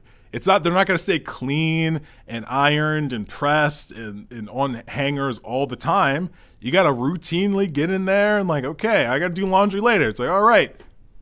Laundry is the most important thing that I would say most people don't like to do. I mean, I love clean clothes, so it's like the outcome I'm all for, but the process, no. And it's like the same thing with dealing with your mind. Shit's going to get dirty. Shit's going to get wrinkled. And you have to have something you do. Meditation. Meditation. Did I say meditation? Yeah, meditation. That you do. Meditation. That can help deal with these wrinkles. Can help deal with the dirt and the filth that is in your mind that you've tracked in there. Don't even blame other people. You let yourself track in all that dirt and wrinkle all those clothes in your mind. That was you. That was all you. Don't blame other people. Nope. That was you. Okay? That was you.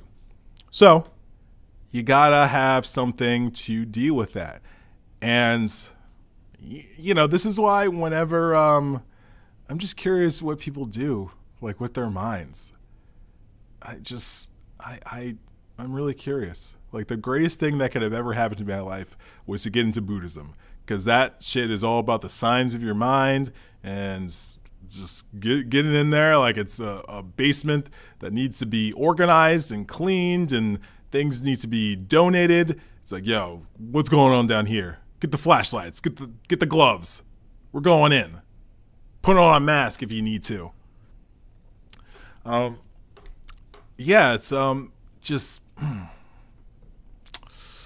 yeah, you gotta do that deep work on yourself. Shadow work is called. Which that sort of stuff is permeating the mainstream now. It's very popular, obviously, doing things like ayahuasca and, you know, related deep psychedelics, plant teachers are popular now, right? But that's a one-off thing. You gotta clean your clothes and iron them in your minds like daily. Not that you actually have to do it daily, but you have to recognize what's going on in there. And it doesn't mean every day you wash your clothes, right? Like you don't wash your clothes every day, but you're aware of like, okay, I probably should do laundry pretty soon. Kind of different meditation. Meditation's a daily thing as far as I'm concerned, but just bear with me with this metaphor, analogy, whatever the fuck, okay? So you got to understand when it's like, yeah, your laundry's piling up, and how you deal with that in your life. So I feel just that in this sort of realm, that just creates a difficulty because, you know, people have been trained how to work with their minds. Like, who growing up, I'll wait, was sat down by their parents, a teacher, and this was the conversation. Hey, Susie. Hey, Jerome. Here's how you work with your mind. You know your mind? Let's talk about consciousness for a second. So consciousness, many philosophers, no, that's not, unless you were raised as a monk in a mystery school, or you just had some parents that, or people around you that were on that tip and they knew it would be positive to instill that in this child that's before them, right? But most people weren't around monks, didn't have parents who were, you know, deep into meditation, XYZ. So it's not a common thing, at least in the West, you know, where people kind of receive mind training tutelage. It's a shame, but hey, this is Malkuth, people. This is Malkuth. And that means people like me got to step up to share this message, you know? And I'm happy to do it. And, you know, part of the Bodhisattva path. You know what I'm saying? I'm just trying to share shit that's worked for me, shit that can help you. And, you know, we'll leave it at that. And then you go off and research these books, read about these books, sit, meditate, reflect on these things said in the video, reflect on the things said in these books, and make up your own damn mind, okay? So, so getting to the society point of this.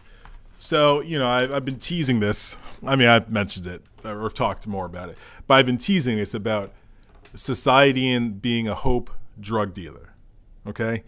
And there's one part of that I didn't necessarily mention yet that I'm going to talk about right now. So, like I was mentioning about Obama and his whole thing was hope and that sort of thing. I asked people, like, how is your, like, be honest, how, since that whole campaign, since the whole hope thing when Obama came into the office, how has your life drastically improved because of that? You know what I'm saying? Like, if you yourself, like, you know, lost 50 pounds because, you know, you started walking every day, well, then you did that, right? But I'm talking about from the government, from that campaign, from all the hope, from all the good feelings that were spread during that time. How has your life improved because of that? It's a rhetorical question because I'm not looking at any responses right now, or comments or anything like that. But really think about that, because I guarantee it hasn't really changed. And here's the point, because here's where it gets tricky, right? You can't keep feeding someone the same shitty meal. They'll reject it at some point. So if you feed them a shitty meal for this long, then you shift over and it's like, oh, now with croutons. It's like, oh, what? They got croutons now, but the same shitty meal. Or it's like a different shitty meal, right? But it's like, oh, it was a shitty hamburgers. Oh, it's now shitty penne pasta. Oh, wow. Oh, and there's garlic bread too, right? And this is the trick that the Malkuth society matrix does. It's always shifting the bullshit. So you can't, just like the mixing the truth with the lie kind of psychological fuckery, you shift over the fuckery, right? So maybe 10 years ago, this is the fuckery, right? And black people are like, outrage, oh, we're down fuckery, right? Then it's like, after a while, politicians are like, okay, we'll take care of the fuckery, right? And they take care of the fuckery, and people are like, oh my God, great, the fuckery is taken care of. What happens? Oh, there's new fuckery, right? And this cycle will keep going until it doesn't go like that anymore, folks. Okay? This is the scam, right? So you can't be like, oh, things haven't changed, right? Oh, this got better, but overall, there's still fuckery, right? Until I'm seeing a Garden of Eden in there, I'm just going to assume that Malkuth is going to do what Malkuth does, which is be all about the five senses, all about physical pleasure, all about comfort, all about, other things people do in Malkuth. Lower self-emotions, hope, fear. Those are kind of like the basics of Malkuth. Malkuth 101. So, until further notice, I'm going to see Malkuth for what it is. I'm not going to sugarcoat my perception of Malkuth. I understand what it is. I'm looking at it. Now, my reality, my awareness is expanded beyond Malkuth, right? So even if I'm seeing Malkuth as like, it's this, right? Or it's kind of like, these are the constraints of Malkuth. This is how Malkuth operates. This is their favorite poem, right? It doesn't mean my consciousness needs to be aligned with what Malkuth is. For example, I know what a Cocker Spaniel is, but I don't want that as my dog. I want a Husky, even though they're insane. They're insane brat dogs. Insane. But something about them speaks to my heart, and I don't understand it.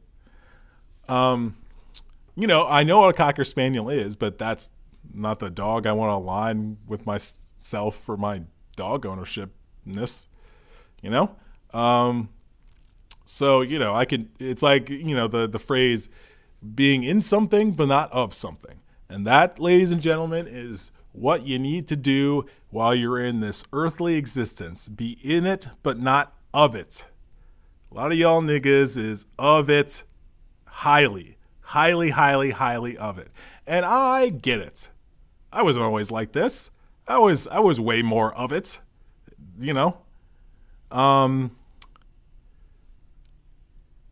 Just like I was saying, like, oh, what parents sat you down and, talk to you about meditation and using your mind.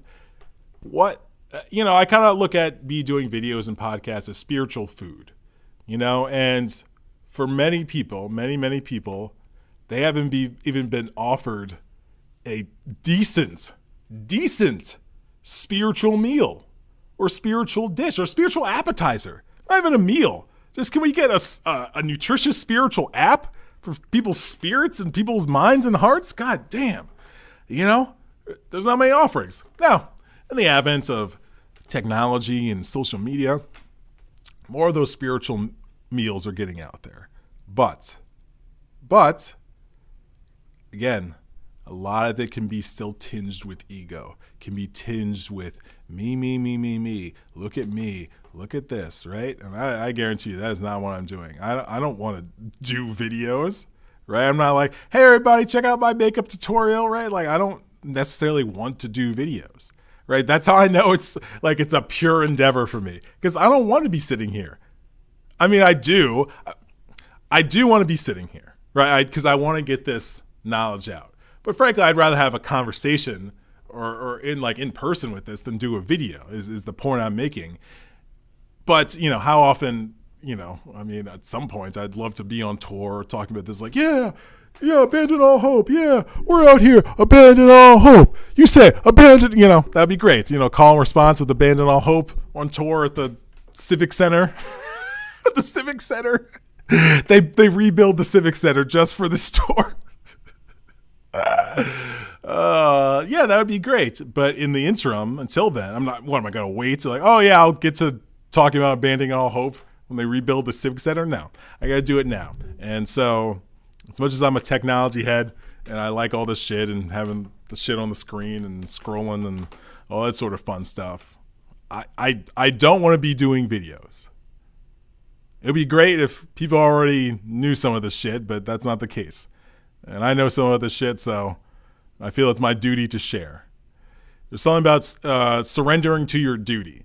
And for many years, in terms of doing videos like this, I didn't want to surrender to my duty. I would lightly surrender to my duty, like once every other month. I surrendered to my duty last month. I'm good for another 2 months. That was just laziness. Now I recognize I need to be surrendering to my duty, which is putting spiritual meals out there, or offering spiritual meals to the world. And if you come through and you want to consume and nosh on it, fantastic. If not, fantastic. I'll still be here. So I don't know where I was going with all that spiritual meals. I guess I was just saying that people haven't been offered nutritious spiritual food that actually isn't reinforcing their ego. 1, isn't reinforcing their ego. 2, it's for the purpose of expanding their consciousness and their minds and their heart.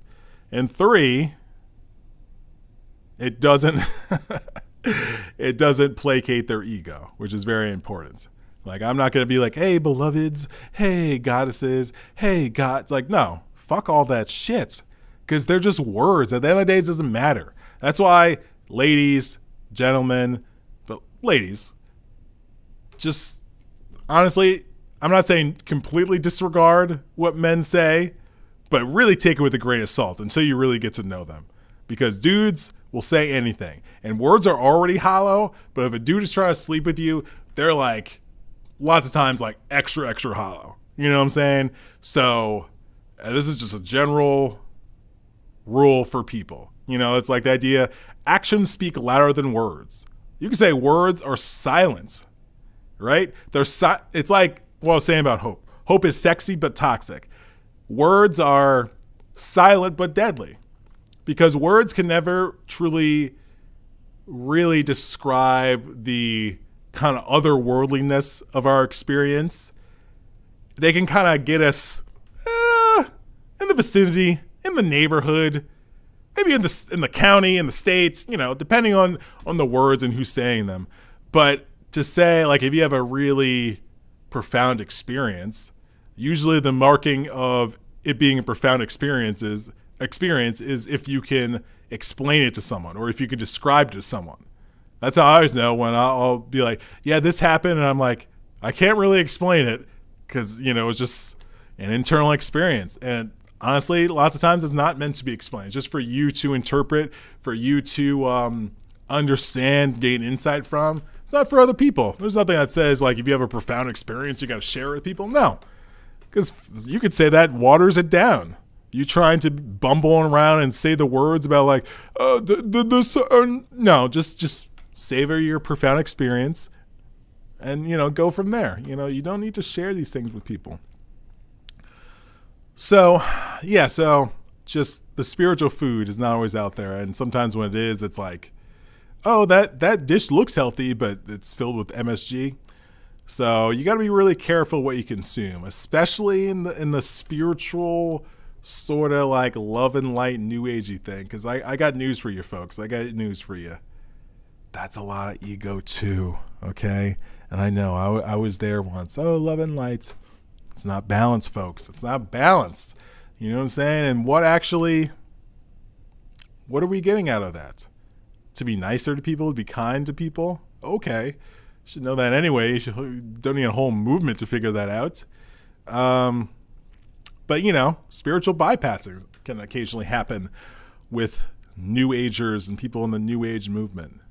Because it's are you going into the basement and just getting in there, getting cobwebs in your hair, getting dirt all over your shirt, dealing with your mind. Because if you're not doing that, you're not doing fucking enough, okay? Because I don't know who you are, right, watching this video, at what point in time, but I know you got shit in your basement, because we all do. We all got shit down there from childhood, from teenagehood, from adulthood, and counting, okay? And so all the shit from childhood, just start there. We're not even talking about adulthood, right? And issues that could get buried in the basement there. Childhood, right? And you could have had a good childhood.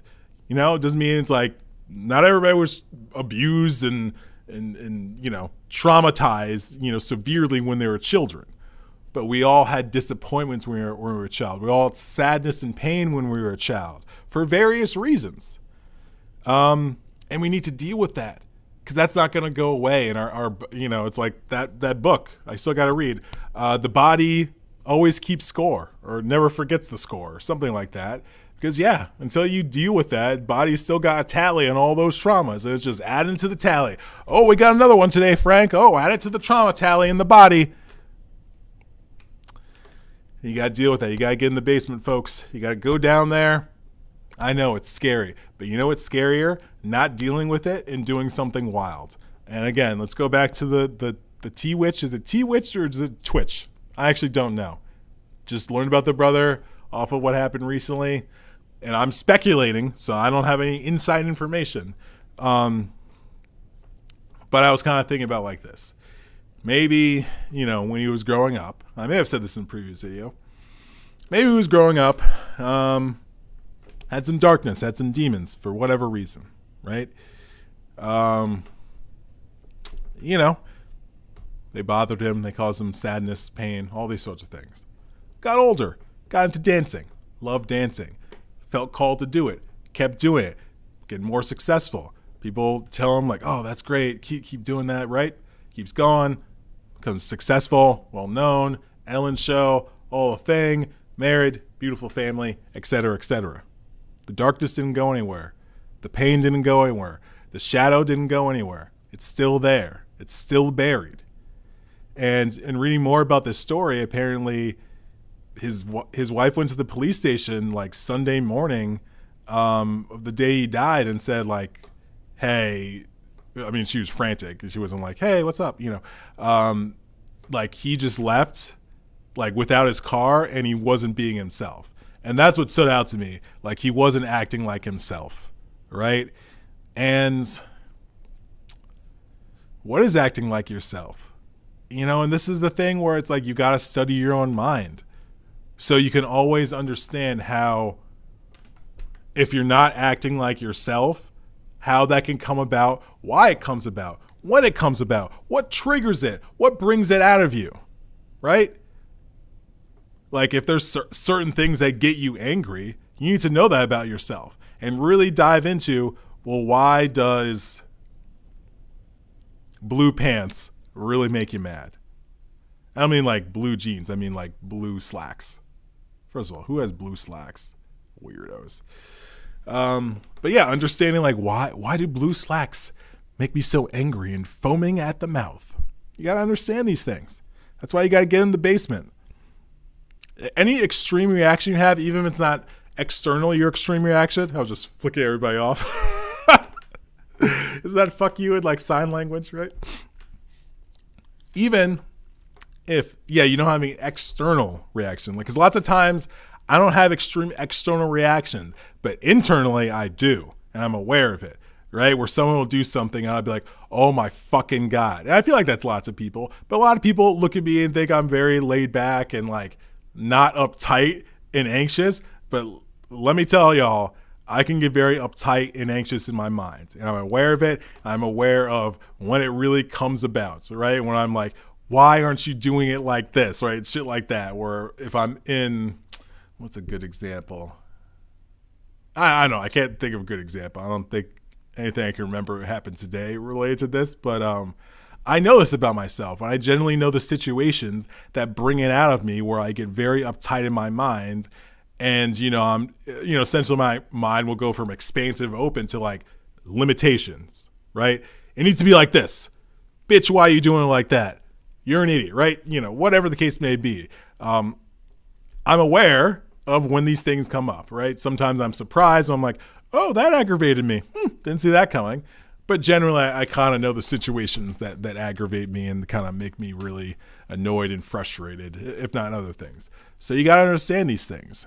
And this seems like it's not related to abandoning hope, but it is still connected because, I don't know how it's connected actually. You just got to get in there, folks. You just got to get in there. You just got to get in there, down in the basement, because it gets less scary the less time you're down there also. You're less surprised by the things that are there. You're less surprised by the things that come up. Maybe they're things you've forgotten, and that happens a lot. All the time now when I meditate, there's just things that pop up that I've completely forgotten about. Some random, some sad, some, cool, just all nature of things that just kind of come up to the surface as you go further into the basement of your mind. And, maybe they're there for a reason. Maybe they're there as my ego mind's attempting to distract me while I'm in meditation with like, ooh, let's send him this cool sexy memory when he met this girl in Spain. Oh, yeah.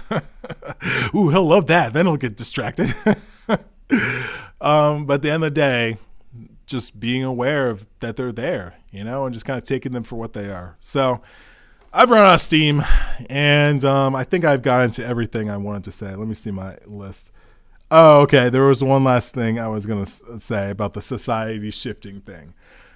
Okay, so obviously black people being killed by police, right? That hasn't shifted, right? And as technology has progressed, we only know more and more about these incidents and shootings versus when, just kind of like the news on TV and that's it in newspapers, But now, you can see a clip of someone getting shot in the fucking chest, immediately after it happens. So I use this example, and this is my closing thing, where the shifting the society does with the hope is, for example, if tomorrow they figure it out. They figure it out. Listen, America, we know while we were killing so many of y'all, we figured it out. All the police stations are on board. We know what to do, right? We fired all these people. We retrained them, right? We fucking sucked their dicks, right? We're all good now, right? And it legitimately changes. No more shooting of black people. Yay! Fantastic. Great. But then you know what happens? Dragon bees are killing black people. It's like, yeah, dragon bees. Bees that are shaped like dragons. They're small, but they're dragon shaped. And they're only going after black people. Now, is it better than being killed like a cop? Sure. Do people still want to get killed by a dragon bee? No, because you're still dying. And also, it's more painful than being shot by police, and more humiliating because you wet your pants when you get killed by a dragon bee. So not only do you die by the hand of a dragon bee, you have a piss stain on your pants when they come, the coroner and all the medical examiner are like, this guy pissed himself. Oh, what a loser. So, yeah, so dragon bees. So it would just shift to something else. It would just shift to some other fucked up shit. Okay, and this is not me being a pessimist. Just like me saying, I don't know what I was saying before that was optimistic, but it's just me being realistic about Malkuth, about the Matrix, about society. As much as people want to talk so much shit about society being the Matrix and all this sort of shit, y'all really don't take that to heart. Y'all still out here acting like society is like, oh yeah, society, yeah, thumbs up. I just always think of Atlanta. My favorite episode, which is the one with the barber, when he goes, like, he's bringing him all around, and like he goes, he finds his son. The barber finds his son like skipping school, and Alfred's like by the car while he's talking to him, and he's like, "Paperboy, come talk to him or something," and like you just see him give cool. Like two sarcastic thumbs up, which is always very funny to me. So yeah, it is what it is, folks. It'll always shift, and Malkuth, what it is. You just need to be honest about Malkuth being what it is. And it's a hope drug dealer, right? and we're addicted to hope, and it's a fear drug dealer and traumatizer, and it probably the trauma leads to the fear addiction, right? That's how trauma generally works. It's like you're traumatized, you're more likely to do drugs, like hope. So I bid y'all adieu, mon chers and mon cheries.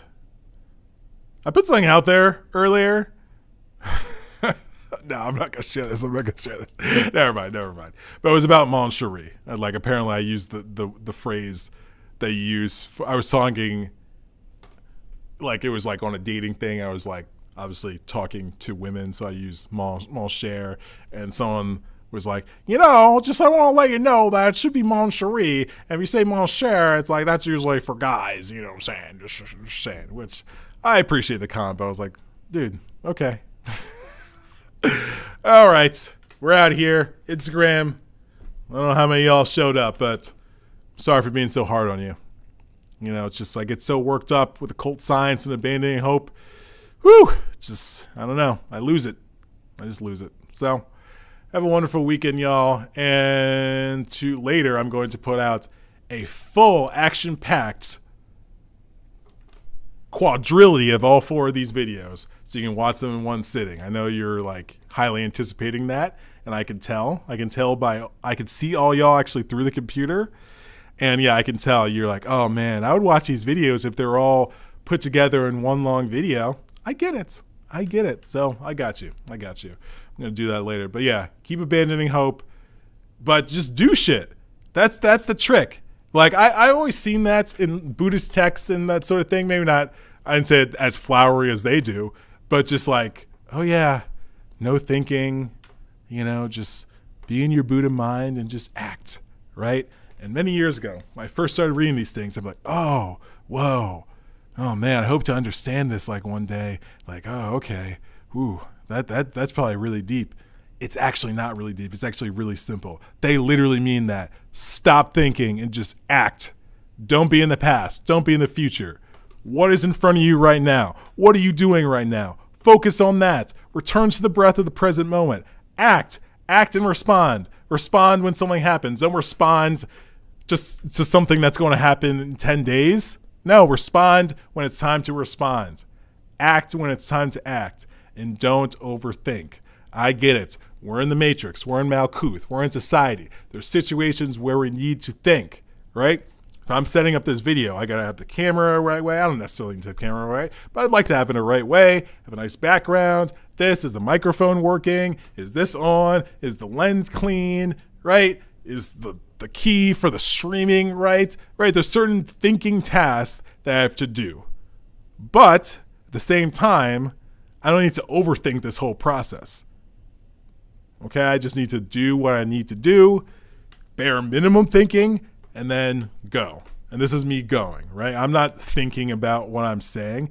I know the general theme of what I'm saying, but I didn't plan out, okay, and then for sentence 4, I'm going to say this. No, I'm just going. This is a topic I think and reflect about a lot, especially a lot of the past couple of weeks. So I don't need to script this out. I could just talk and it'll flow out, and anything that'll come up, I'll say, and we'll go from there. So yeah, just get into that basement of your mind, folks. Get into that heart too. Don't ever forget it, and just abandon your hope also while you're down there. Okay, bye, toodles.